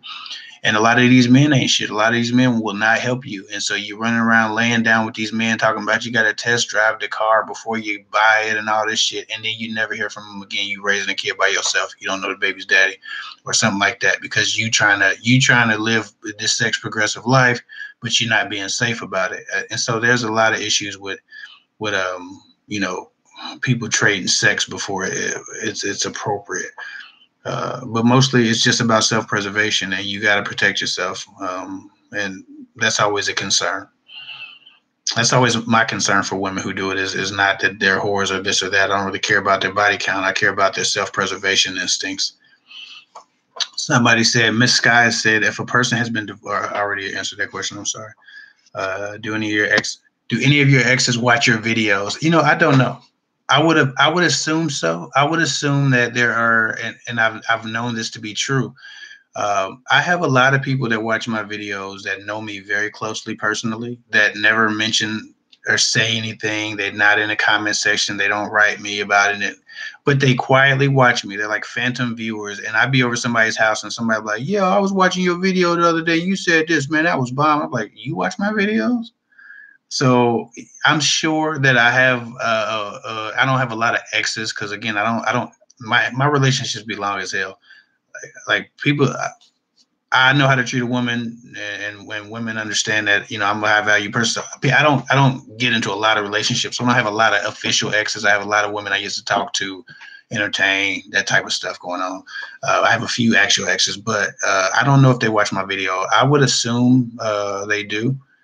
I would assume if my exes got wind of my videos or me making videos, and it's gotten big enough to reach them, then yeah, they probably see my videos. They probably watch my videos. Some of them, I wouldn't assume that they watch them all. They got shit to do, but ain't gonna be no Kev Hick exposed. I think I've been everything I've presented to any woman I've ever dated, for the most part. I've made some mistakes in my early dating, in my teens and things of that nature, but they were never related to my integrity. So I would assume my exes watch my videos and they probably like them. Somebody said this guy and I had been talking for 3 months, no sex. He mentioned to me, Candy Girl. He mentioned to me that his attraction is 60% sexual and 40% my intelligence and beauty. What the F? I checked him. I think it's time to fall back. Thoughts? I don't know the context of that conversation. I'm not sure why that dude is quantifying which parts of you he's more attracted to. I suppose a man is supposed to at least pretend that it's more your personality, your spirit, your intellect, and less about your sex. But men like sex, and he had an honest moment. Again, I don't know why he's quantifying it and throwing percentages at it. That's kind of silly. But at the same time, I'm not sure if it was malicious, if it was something you asked, if it was something you pressed him on, or if that's just how he quantifies everything, is to give it a percentage. So I can't tell you if you should fall back or not, because I'm not sure I'm not sure if he even thought closely enough about his percentages. A lot of times I'll be talking to somebody and you'll give them a stat, or I'll give a stat and I'll say, well, I feel like at least this many people, and we won't be talking about it in official terms, but I'll give my opinion. And then I'll go back and say, no, change that back. Change that to 35%. I feel like about 35%. So I don't know why he said that, but I think that was a dumb comment, but I'm not sure if it was, I'm not sure how manicured that thought was, how it worked through. That comment was, but it might be time to fall back until he realizes the value of your intelligence. I'm definitely with you there. I think that he needs to fall back a bit, or you need to fall back a bit until he at least gets your intelligence to 60%. Since he wants to quantify shit, at least your intelligence had to be at 60%, and if he'll find out very quickly if you disappear on him, how much of it is your conversation and your intelligence, your spirit, your beauty. I got 2 super chats. Let me dig into them. Yasmin Harding, what's going on? What's going on? Beautiful. Yasmin Harding, beautiful name. She said, good friends for 3 months. Finally had sex and felt so weird. So I took a cherry emoji back. LBVS. I suck at them acronyms. These new acronyms, they making up new acronyms every day. I don't know what the hell LBVS mean. So sorry. He said he was fine with it, but going back to friends, and now friendship was over in a few weeks. Why are my feelings hurt? So she was good friends with a guy. She had sex with him. So she took back the booty, is what I'm assuming, the benefits. And then he said he was fine going back to just being friends. And now the friendship was over in a few weeks. So he just kind of walked away after that. Why are your feelings hurt? Well, your feelings are hurt because you hoped that you had a real friend that you just complicated with sexuality, and you realized that maybe his motivation was higher on the sexuality spectrum than you thought. Unfortunately, that happens sometimes, that people's feelings and opinions change. One of the things about that is, again, I told somebody earlier, a lot of times a guy will fall back from a friendship or let the friendship lapse just to create some anxiety so that you miss him. So hopefully you come back and you give him the type of relationship he wants. It's not that he doesn't care about you. He doesn't love you sometimes. And I'm not sure how close y'all were as friends, but y'all was good friends for 3 months. That's not really a long time. Guys wait longer for the ass than 3 months. So I can't really say y'all was great friends. Y'all might have had some good conversations, but that's really that's not enough time to call somebody, a great friend. But anyway, he might just be trying to give you a bit of anxiety, so you kind of so that you can have the relationship under his terms. Seek getting his friendship back, which will require him to let hit it every now and then y'all can be better friends when he can hit it. So we don't know what his motivations are, but I need you to stay steadfast in whatever your standards are. And if you're not interested in a romantic relationship with him, then don't let his disappearance and coming back and forth stop you from holding close to your standards and like I said, clamping the ass off. Because if that's not what you want, that's not what you want. Jazzalina Delval, Jazzalina Delval, Delval. I suck at these names, but hey, it's a beautiful name. She said, "Hi, Kev. I feel kind of bad. Am I wrong for trying to tell a guy? Am I wrong for lying to a guy, telling him I moved out of state because he wouldn't leave me alone after he didn't want to commit? I feel like I was only being used sexually." Listen, I'm not one of these these moral authority. Like my moral, I guess I can be seen as a moral authority. If you got to lie to a guy to get his toxic ass out of your life, then lie to him. Tell him you got a new boyfriend. Tell him you moved out of state. Tell him you're gay. I don't give a damn what you got to tell him. But if he's toxic for you and he's bad for you, then you need to remove him from your life, however necessary. By any means necessary, protect yourself. So while I believe in integrity and all these things, right, proceeding with integrity, when you got to get somebody out of your damn life, you better get them out of your life. Find a way. So no, I'm in full support of you lying to him, saying you moved out of state. Just don't bump into him at the grocery store. He's gonna be a little perturbed at you if you do that. Cool. I got 28 more minutes if it takes that long. I'm talking. I gotta get off of here at 1:00 because I got a few emails. So I got about 28 more minutes or 32 more minutes. I'm sorry. Somebody said I watched Japanese drama recently, and the male character said, "I don't want to hurt a woman because I don't want to be hurt the other way too." Well, I think that that's a very amazing. It's a great point. And men who have integrity and who have compassion and empathy feel that way. And there are those who lack those qualities, and that's why you get these guys who don't really care if they hurt people, and they leave a trail of broken hearts in their wake. So that's a personality type. Let me see what's going on. Let me see. Robin D said, "Preach, Kev. I appreciate it. I'm trying, man." Somebody told me this is a ministry. I'm not like a dating coach. This is like a little dating ministry. I like the thought of that. I think that I try to approach things from a spiritual level. And, a lot of people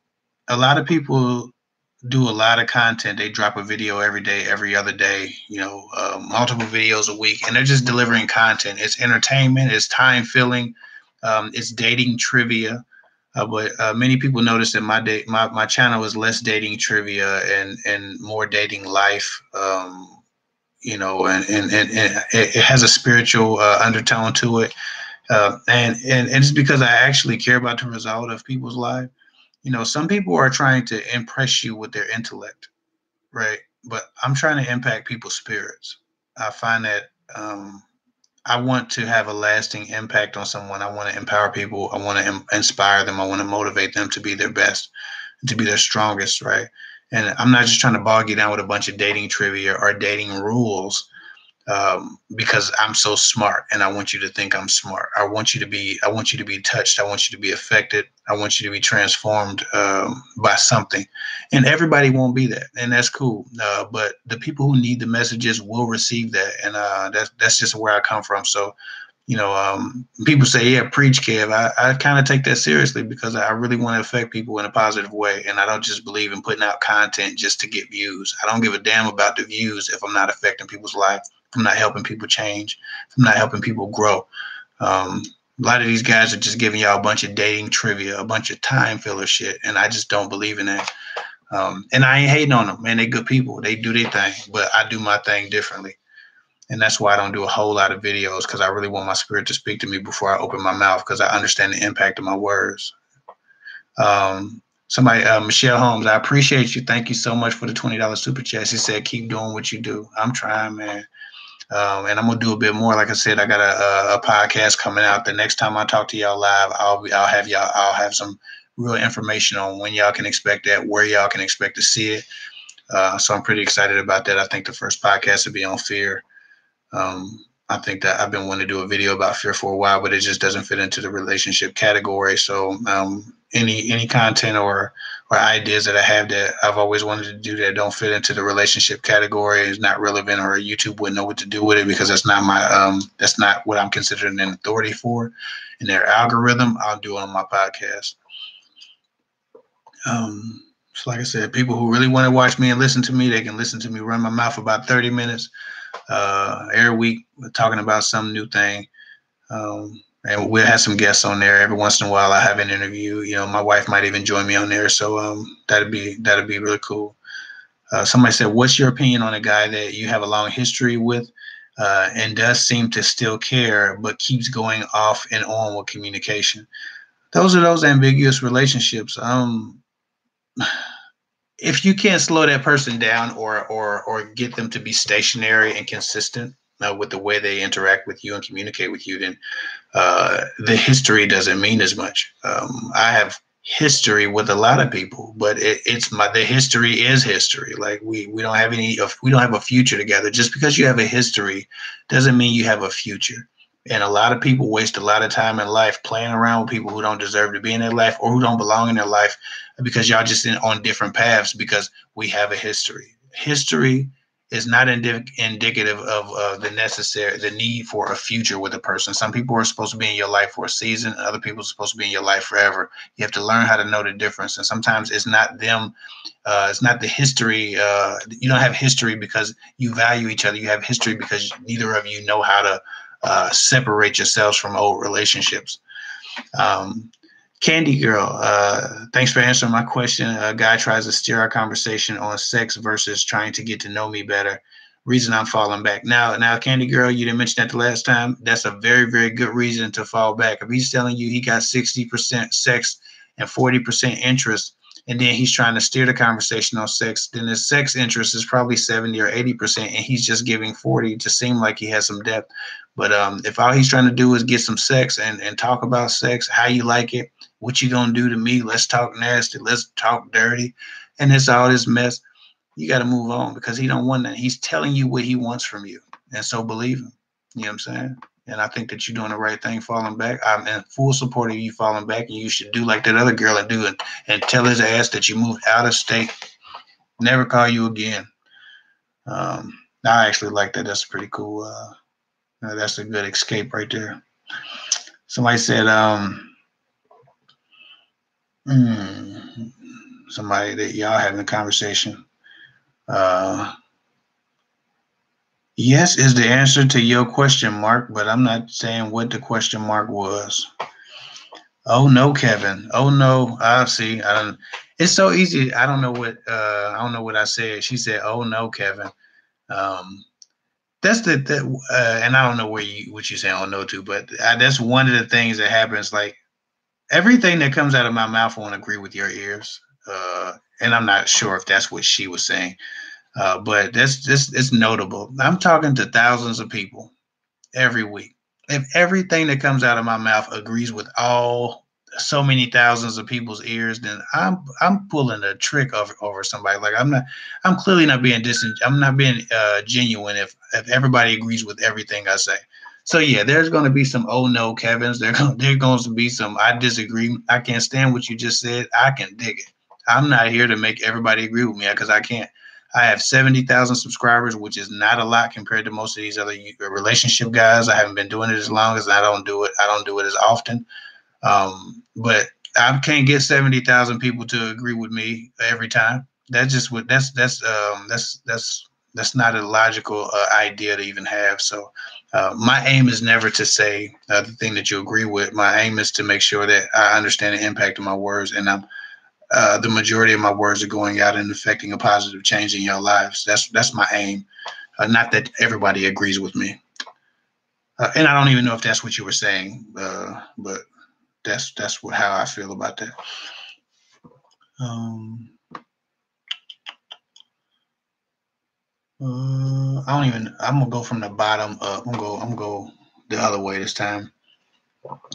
Somebody said, "Oh, I'm a little late in this conversation." You right on time. You all right? um, Somebody said, "You being real. Keep up the good work. I appreciate it, man. I'm trying." Well, I guess I don't try too hard. I have kind of an honesty problem. My wife says I overshare. I say I tell truths I don't necessarily have to tell sometimes. So that's a flaw of mine is that sometimes I overshare simply because I understand the value of honesty, and I never want there to be a question of that intention to me. And so that's one of my quirks is that sometimes I overshare. So I always keep it real, but sometimes I keep it a bit too real. Um, I talked to a guy almost the whole day, but somehow he never really seems to ask me personal questions. Is that weird? I think that sometimes people suck at being conversationalists. Some people don't know how to communicate or pull information from you or be interesting, especially if you're naturally a talker. A man might just let you run your mouth and talk. And I don't say run your mouth sounds negative, but you know what I mean. A man might just let you do all the talking because that seems to be something that you like to do. And if he's more reserved or more quiet, laid back, he'll just receive the talking and be an ear. So I'm not sure about the context of your relationship, but if you talk to a guy almost the whole day and he never really asks you any personal questions, he's clearly engaged because he's giving you a lot of time if he's talking to you most of the day, but he just might suck at being a conversationalist and just might not have a concept of how to be more interesting.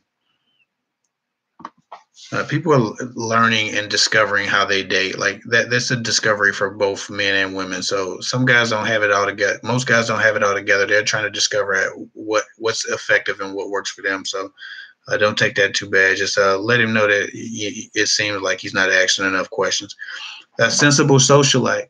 I'm honestly curious how men feel about enhanced bodies versus natural bodies. Look at this. This is a good question. I don't think I got this one yet. I might have got it once, but I love the way this worded. She said, "We are living in a world of butt enhancements." We are. Okay, so that there's a mixed. I have a mixed, I guess, opinion about this. I for one am uh, I'm a supporter of if you don't like something and you can change it, I support that. Most of the time, when I refer to you changing something you don't like, I'm referring to your personality, your character, your habits, the things that you do that it cause you harm. I'm usually not referring to your physical, your physical attributes. I personally wouldn't want to.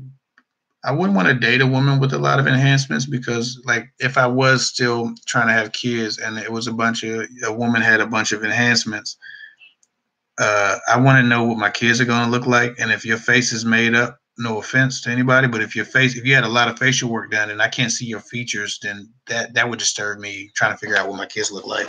And that might be trivial to some people, but that means something to some people.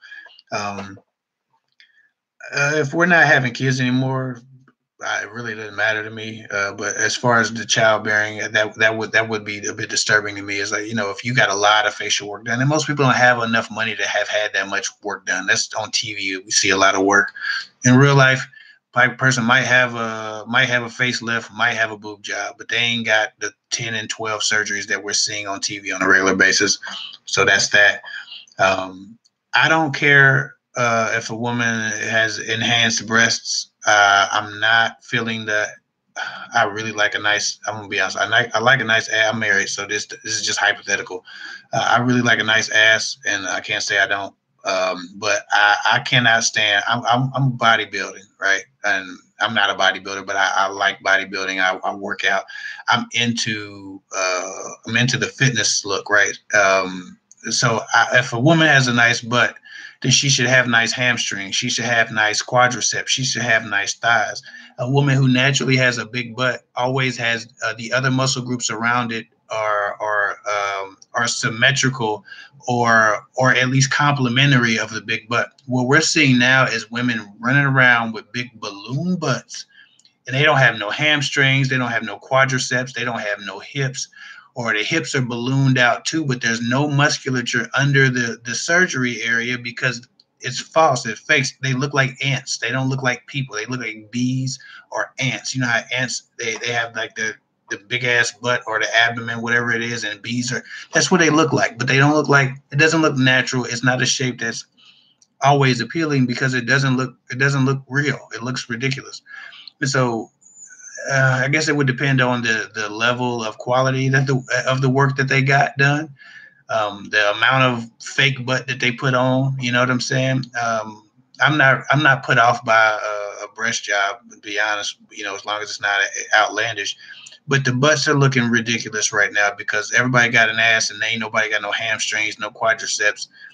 Uh, it looks absolutely disgusting sometimes. So I'm sure most men are okay with enhanced bodies, but everybody wonders what their kids are going to look like if it's a lot of facial enhancements. And most men just want the surgery to be quality. If that answers your question, but we're gonna smack it, flip it, and rub it down regardless. Somebody said I met this guy on Tinder, and he had such a spiritual connection with. I met him in person, and he was cheap on our date, and I ended it short. How we could date if he clocks me. I feel bad because he was not ready. Um, so you met him. You talked to him. It was a spiritual connection. You met him. It was cheap. The energy wasn't right. You ended the date. Um, and I don't know what you mean by clocks you, unless I don't know what you mean by clocks you. But yeah, that's why it's really important to meet people in person before you commit to them. A lot of people had these long distance relationships where they never met the person that that they're dating, and it's asinine because you could end up talking to a person that would creep you out in real life and you don't realize it. And y'all talking about y'all boyfriend, y'all girlfriend, y'all together, y'all talking about marriage and kids in the future. And then you meet the dude and he ain't your type. He's stubby. He's got awkward energy. He's creepy. But you don't know that until you meet him in person. You feel his vibe, right? And so many people do this thing where they commit to the person because they have this idea, and they're committing to the idea that they have of a person. They're not committing to the person because they don't know the person. Their imaginations has filled out the rest of the details that make up that person. And then when they meet him in person, and they be like, "Oh, you different than I thought you was gonna be." Listen. I've been catfished twice. I know what the hell. Listen. I've been through that. So you better see people in person before you decide to date your boyfriend, your girlfriend, your whatever, because you can get hosed. And I watch Catfish, and every time on Catfish, it's always funny. Only like 3 or 4 people then met the person that they wanted to meet. Everybody else met a funny looking person or a person who was that person, but plus or minus social issues, plus or minus a few 100 pounds, plus or minus this thing that they were hiding or that disability that they were hiding.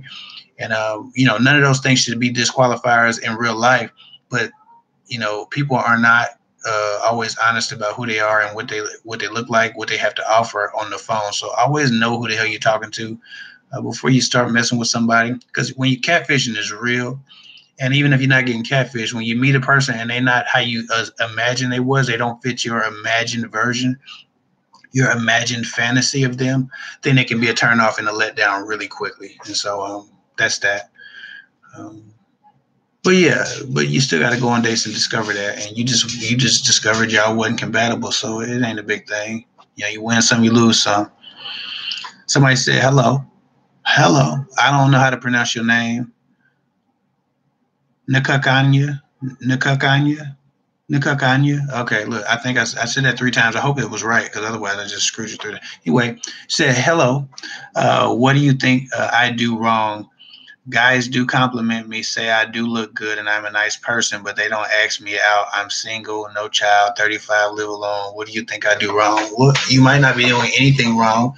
But if men compliment you and say you look good, it could be something that an energy you're giving off. Maybe you're giving off a single energy, or a taken energy, or a dismissive, disinterested energy. Sometimes women aren't as open and as friendly and as bubbly as some men need them to be to feel comfortable. If you're a beautiful woman, sometimes you got to smile more. You got to be more open, because a man will assume because you're beautiful that you've heard it all. And if you have a look on your face that says I'm not interested, or this is nothing I haven't heard before, you can scare a man off because he's already intimidated and he's already counting on a rejection. And when your demeanor matches a rejective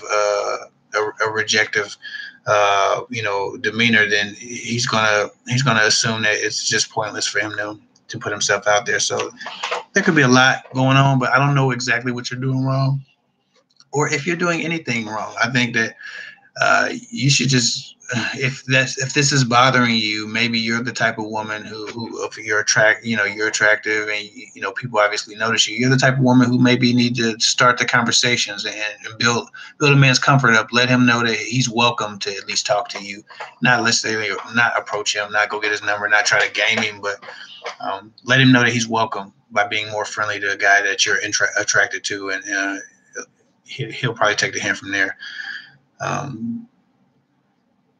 Pandora, Moondragon or Mondragon. Why do some men hit on and flirt with the girl hard and then never ask her out? Is it for validation? Like, why pretend to be super interested in the person that is never going to ask you out? Unfortunately, a man can hit on a woman and flirt with a woman hard and still not have the courage to ask her out. So that's the thing, fear. And it does that. Even if a man is brave enough to flirt with you, he might not be brave enough to really put himself out there and ask. I think that sometimes a man is testing whether or not he can get that off. And sometimes if your response isn't as obvious as he needs it to be, he won't take it past the flirting. So that's a real thing. I've been that person. I've done that. So I understand that that's a real thing. And he might not be pretending to be super interested. Again, he might just not know how to go about it, or if he's welcome. A lot of times people who are really flirtatious are really, really fun loving and really playful, and then that's their nature. And you have to slow them down and get serious to get them to change tones. You know what I'm saying? Like, sometimes you don't know if a guy's even being for real, because he's always giggly, he's always laughing, he's always playing, he's always pranking. For those people, sometimes you have to slow them down. Say, hey, seriously though, what do you think about, this or that? And it just depends on what type of guy he is, but it doesn't necessarily mean he's pretending. But I don't know what you're calling, flirting, and what type of conduct that consists of. So I'd have to know more about that situation. Somebody said, you're welcome. I appreciate your time. And thank you, Robin. Always trust your intuition. Absolutely. Vivian, the MVP, she's back again. I hope you're doing all right, Vivian. She says, what are men's biggest insecurities when it comes to dating? Height, money, bedroom skills, education, weight, status. I suppose I guess I can answer this, but okay, so men's biggest insecurities when it comes to dating, it depends on what they lack. But I ain't cut my hair in 3 weeks, so that's why I got the hat on today. It's looking crazy. I'm rocking a hat. I've been rocking a hat all week. I just don't feel like going to the barber. I got so much stuff going on right now. I ain't got time to be pretty. Anyway, sorry, Vivian. She said, what are men's biggest insecurities when it comes to dating? Height, money, bedroom skills, education, weight, status. Um, those are all insecure. Those are all areas of insecurity for men. So you answered your own question. You forgot. You forgot penis endowment, or manhood, or whatever you call it. Uh, Penis size is definitely one of the man, and it's not. It's bedroom skills. It's height, money, bedroom skills, penis size, education, weight, financial status, prestige, style. What else are men insecure about? And these aren't my insecurities; these are other people's insecurities. I'm just listing insecurities. Looks. Men are also insecure about their looks. Some men don't feel handsome. Oh, hairline. Hairline is a huge insecurity among a lot of men, because men start balding, they get a bit obsessive about their hairline. So that's a thing too. Um, oh my God, men have as many insecurities as women. Muscle size, muscle definition, feet size, hand size, stubby fingers. Like, man, men are just as insecure and just as challenged to be confident as women. Women have so much to overcome to be confident. Men have the same amount of stuff, just different. And so, women, man, they talk so badly about men sometimes. They call men ugly and stuff like that. But men don't have the luxury of wearing makeup without being, confused as homosexual, or, not that there's anything wrong with that. But, men have a problem, and they can't just cover it up, put a wig on. So men have a lot of insecurities that they just have to learn how to live with. And that's why a lot of them don't approach women, because even though a woman might look at a man and not see a problem with whatever they're insecure about, a man looks at himself and sees a lot of issues. And so, like I said, man, height, money, bedroom skills, penis size, education, weight, financial status, job prestige, hairline, skin tone, foot size, hand size, breath, hygiene, style. God, man, it's all kind of crap. You know what I'm saying? So his voice, I used to be insecure about my voice. Since I started YouTube, I realized that my voice is pretty popular. So, I'm all right now. And I don't know if I'd call it an insecurity, more so than I just didn't like my voice. But I've always gotten complimented, even in high school. Girls were like, "Oh, you got that voice work." I'm like, "Huh? What the hell's voice work?" I guess now I know. So yeah, a lot of insecurities, Vivian. Men are as insecure as women. Tommy Lola 19, $10. I appreciate you just showing some love, no question. I really appreciate that. Somebody said, "Man, you need your own TV show." Realness. I've always fantasized about having my own either radio show or TV show or talk show. Maybe one day it'll happen. Maybe somebody will see me on here, and I get a lot of radio interest now. People will be like, "Hey, you interested in doing radio?" Yeah, I'm interested. And then nothing ever happens. That's partly why I'm doing a podcast, so that those people can actually see me or hear me in that realm, see how I perform. Just in case I want a radio show later, but I would love a TV show or a radio show or something like that. I think I could help a lot of people. And it's better than going to a job I'd rather not go to every day. So, like I said, I still work full time. So y'all be asking me why I don't do more videos, because I still have a full-time job. I still work 40 hours a week, and I raise 2 kids, and I have to tend to my beautiful wife. So I have a lot going on. So that's why I don't. Look at this. My cousin. My cousin jumped in the comment section with her fake YouTube name. Malay so blue, Mally so blue. Anyway, how you doing, cuz? I love my cousin. That's my real blood cousin too. So nobody get in the comment section and disrespect her. Thank you, I appreciate it. Do guys take the opinions? She says, and thank you for the $5. I owe you $5. You gave me a book this weekend. She said, "Do guys take the opinions of their friends into consideration when dating a woman?" Absolutely. Absolutely. But it's only men who have problems making their own decisions. So that's a type. Kind of like a woman. There are women who have independent minds who don't care about the opinions of others. And then there are women who need guidance. They look for guidance even from unqualified sources. And so that exists in men too, but men are much less likely to listen to the opinions of their friends.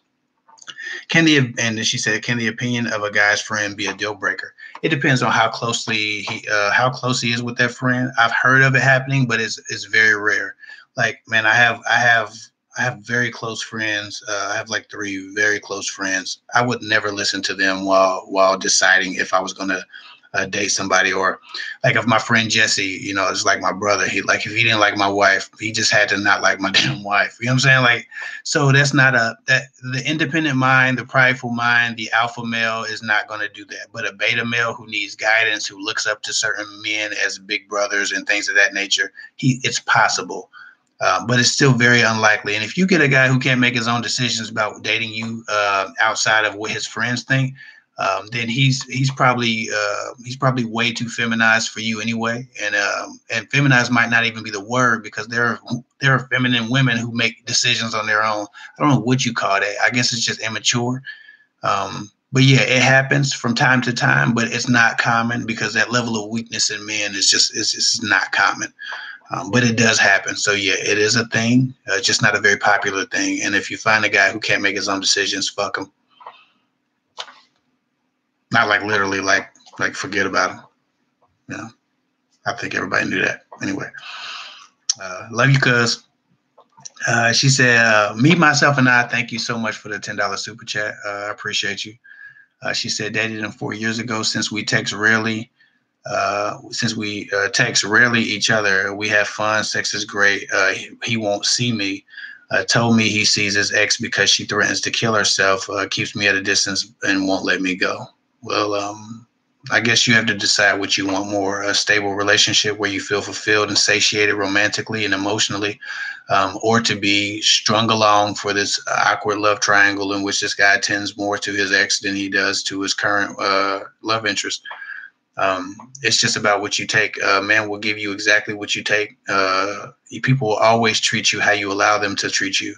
And so when you don't set standards and you allow people to create an option of communicating with you, then that's the type of stuff you get. And it can happen on a very long-term basis. You could be talking about the same shit for 3 years from now. So it's very important that you figure out what your standards for him are, and you present those. And if he can't live by them, and he can't make the separation from his ex, if that's something that bothers you, you have to figure out what you're going to do about it. But doing nothing is the most dangerous, toxic thing you can do, because it leaves you unfulfilled. And ultimately, the sex and fun is going to dissipate, but you're still going to have issues if you haven't learned to establish standards in this relationship. Right? Sex is fun. Sex and fun, that always goes up, in the beginning, and eventually things kind of settle. You're not always fun for 10 years in a row. But you still have to have trust. You still have to have respect. You still have to have consideration. And if you feel like those things are lacking, then those are the things that you're left with after the sex and the fun phase, or everybody's too broke to have fun, or you don't feel like having sex. So you have to figure out what you want, and then apply those standards to the relationship. He may or may not follow them. You may lose them, but you don't want to lose yourself in this relationship.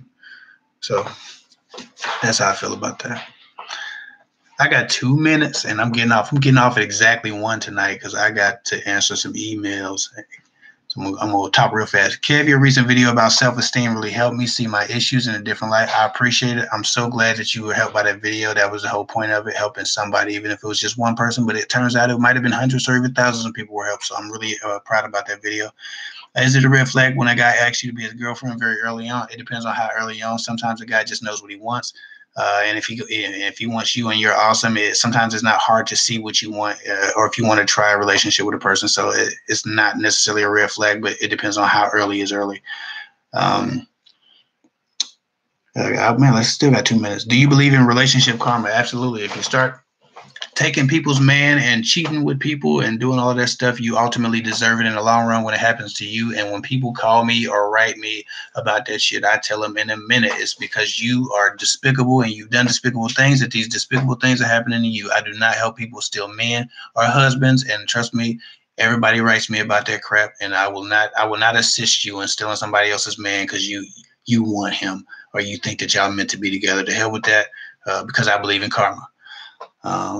What do you do when you meet a guy online? He doesn't call or text, but wants you to call and text him. What's that about? The guy wants you to follow his lead and to chase him, and that's just not something you want to do if you want the relationship dynamic to be even. Maybe you can agree to call each other on or take turns, but if you can't agree to get him to meet you halfway, then the hell with him, because he's trying to get you to treat him like a queen, and ain't nobody got time for that. D Jones, thank you for the $5 super chat. Probably my last question. How do I get my ex to realize he can't just hit resume after a serious break in our relationship? By not resuming. That's the, if you want somebody to think they can't do something, then just don't allow them to do it, and that's it. Don't resume. Let him sit. Let him stew. If you want to have him back, then do it on your own time, not on his. It might take a bit of no contact or very limited contact for him to understand that you're not a person that's going to stick around and be mistreated. But at the same time, people don't normally change. Their habits change, their practices change, but their nature is the same. So depending on why he's your ex, it might not even be worth asking me this question. You might just be wanting to leave him alone. So I don't know what he did, what he deserved. But I do know that if you don't want him to think that he can do a thing, then don't allow him to do it, and don't get back with him when he thinks you can just get back with him. Now, we had 2 hours and 20 or 30 seconds, 286 people that are still watching. I appreciate every one of y'all watching. A lot of y'all watch for the whole time. So I can't answer no more questions. I'm sorry if you didn't get your question read. I will be trying to go live again. If not, probably tomorrow. I might do a back-to-back. I don't know. I got to figure out if I got some late appointments. I know I got some consultations this weekend. If you want a consultation, that's talkwithkevhick@gmail.com. And look, somebody done slid another super chat in there. Somebody said, I'm just donating. Appreciate your sincerity. Thank you, Tawanda. I appreciate you. But yeah, so talkwithkevhick@gmail.com if you want a phone consultation, or that's a private phone conversation. For people who don't know what consultation is, it's a big word and everybody don't like those big words. So anyway, talk with Kevhick for phone conversation info. kevhicktalksguyswithgirls@gmail.com. For email advice, obviously you have to offer a donation of any amount of your that you can afford or of your choosing. Emails are no longer free because I can't keep up with the hundreds of people that are emailing me, and only dozens of people offer something for my time. So that's what we're doing. My wife said I missed a super chat, so I'm gonna before I get off of here, I'm gonna find that super chat because she said I missed it. Hold on. If she can show me what a super chat. Hold on. She said, okay.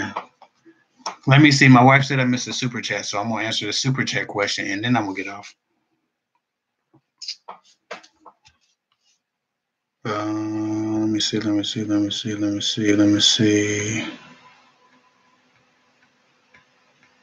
It might not have showed her super chat because if it's like under $5 or under $2 or something like that, YouTube doesn't think they're. I don't know why YouTube does that, but they don't think that they're supposed to show me. It's kind of stupid. Okay. I see the super chat. Thank you, Tommy Lola 19. I seen the super chat, but I don't think I see a question for that super chat. So that's my issue with that super chat.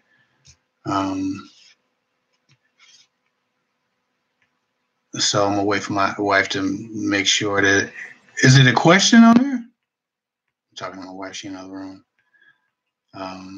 Look at this. 280 people still watching me while I figure out if I missed a question. Y'all sweet. I don't think I seen her. I don't think she had a question attached to her super chat. So text me if that's what you see. So while I wait for my wife to text me, I can chit chat with y'all. So yeah. Also, y'all can follow me at my Instagram at kevhick24. If y'all don't already follow me on Instagram, that's at kevhick24. I got all kind of crap on my Instagram: fitness, funny, wisdom, in no particular order. I think is the thing. Okay, Tommy Lola 19 says she said the question didn't go through. Ask her to repost it. So Tommy Lola 19, I am waiting for you to ask your question again because you said it didn't go through. So if you repost your question, I will answer it right now. I'm waiting for Tommy Lola 19's. She said yes, the question wasn't. I'm still looking for you, Tommy Lola. I see you at the bottom. She said yes, the question wasn't. If you ask the question again, I'm gonna wait for your question before I get off of here.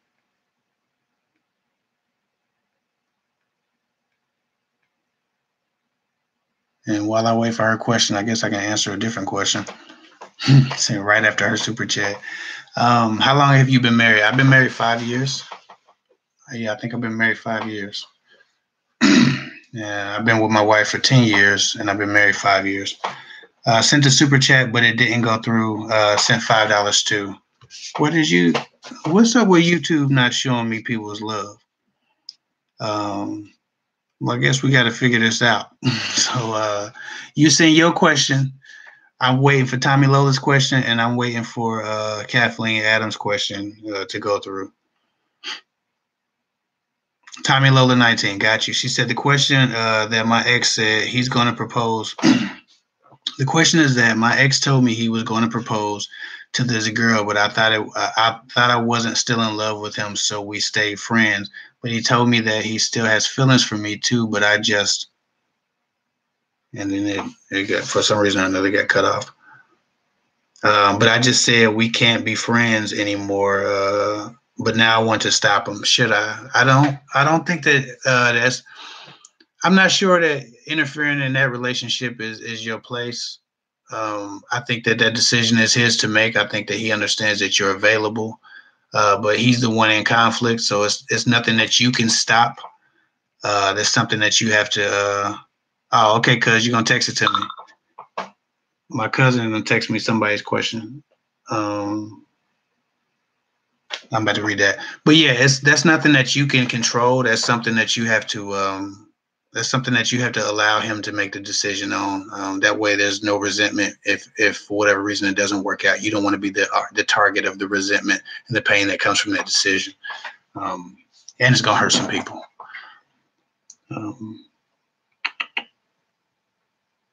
I don't know what you just text me a screenshot. I want you to text me the question that you were saying that I need to do. Nay, text me that question, the actual question, because you just sent me a screenshot. I see some of the stuff that you see. I'm not sure which one I'm supposed to be looking at. So yeah, that's what you do about your ex. I feel like you don't want to necessarily be the person to make the decision, and if you can't trust him to make the right decision, then maybe the residual connection isn't what you thought. I don't think he should be getting married if he has that much doubt, though. I will say that I think that he needs to slow himself down if he's not sure about what he wants, because it just means that the divorce is imminent if he goes into a relationship not having a clear mind, and that's just my opinion, but. I wish you the best on that. But again, you have to consider why your ex is in the first place. Why you miss each other. It's much easier to see the good in each other. But man, when you get with somebody, you start to remember why the hell you got away from their ass to begin with. So that's something that you need to consider always. Why you broke up in the first place. Is that person truly changed? There's a truly different, where the issues that you had even resolved, because just missing somebody isn't enough to get back with them. That's actually a bad idea. Okay, me, myself, and I said, thank you so much. I would like to discuss my issue further. I put 4 years in it. That's right. Okay, so yeah, email me. You dropped a super chat, so put like a lot of emojis or some symbols and stuff in there so I can get into it, and we can definitely talk about that. I'll add you to my email thing. Hold on, I'm trying to make sure I got everybody. I know I didn't get the young lady's question. It was Tommy Lola. Okay. I got Tommy Lola. We good on Tommy Lola. I need to get the young lady who emailed, who said her super chat didn't go through too.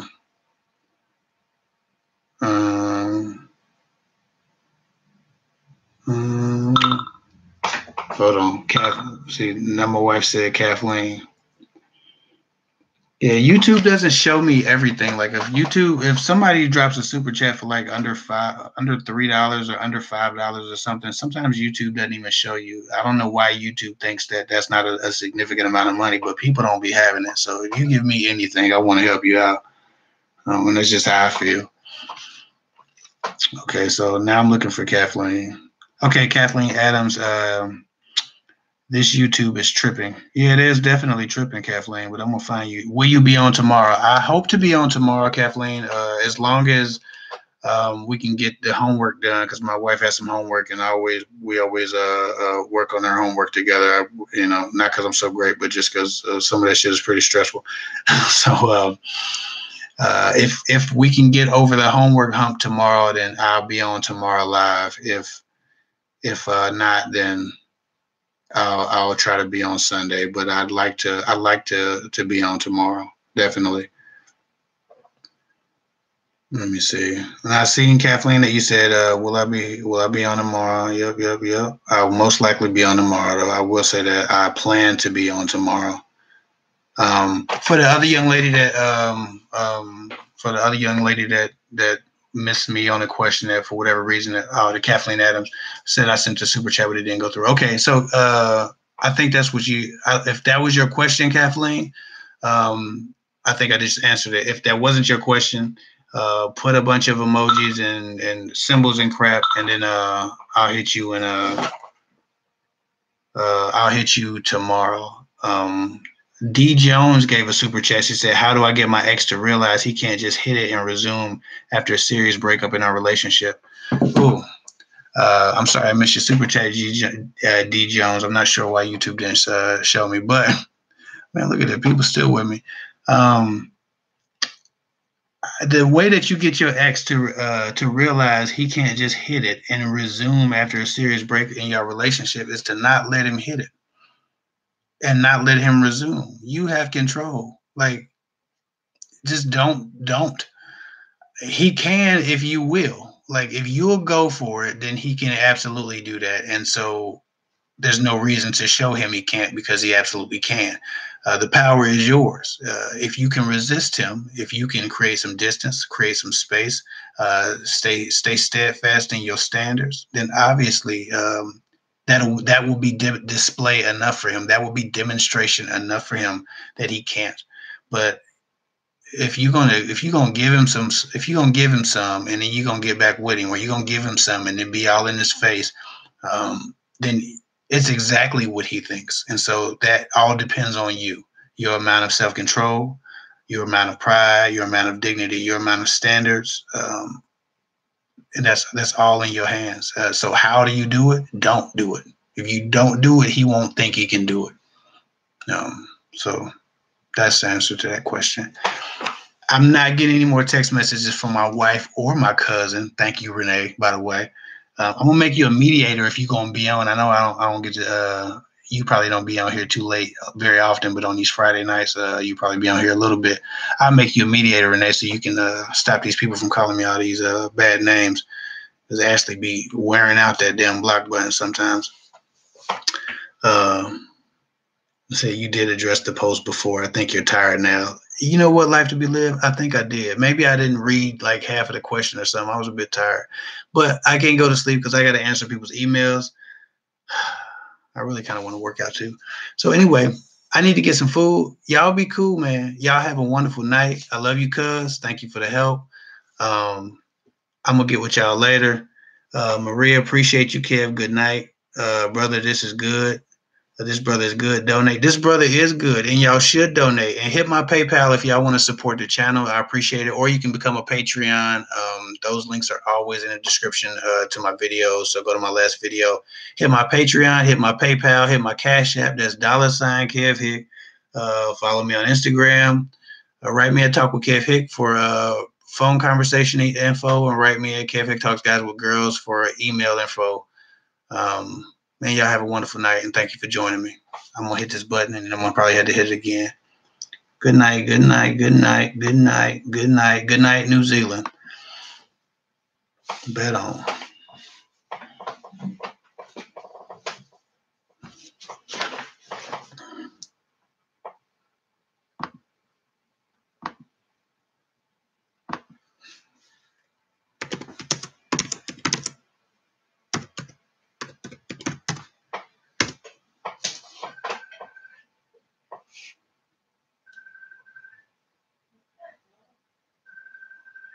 What's going on?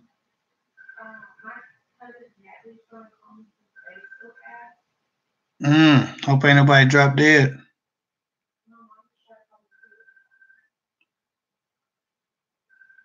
Well, you better answer the phone for somebody.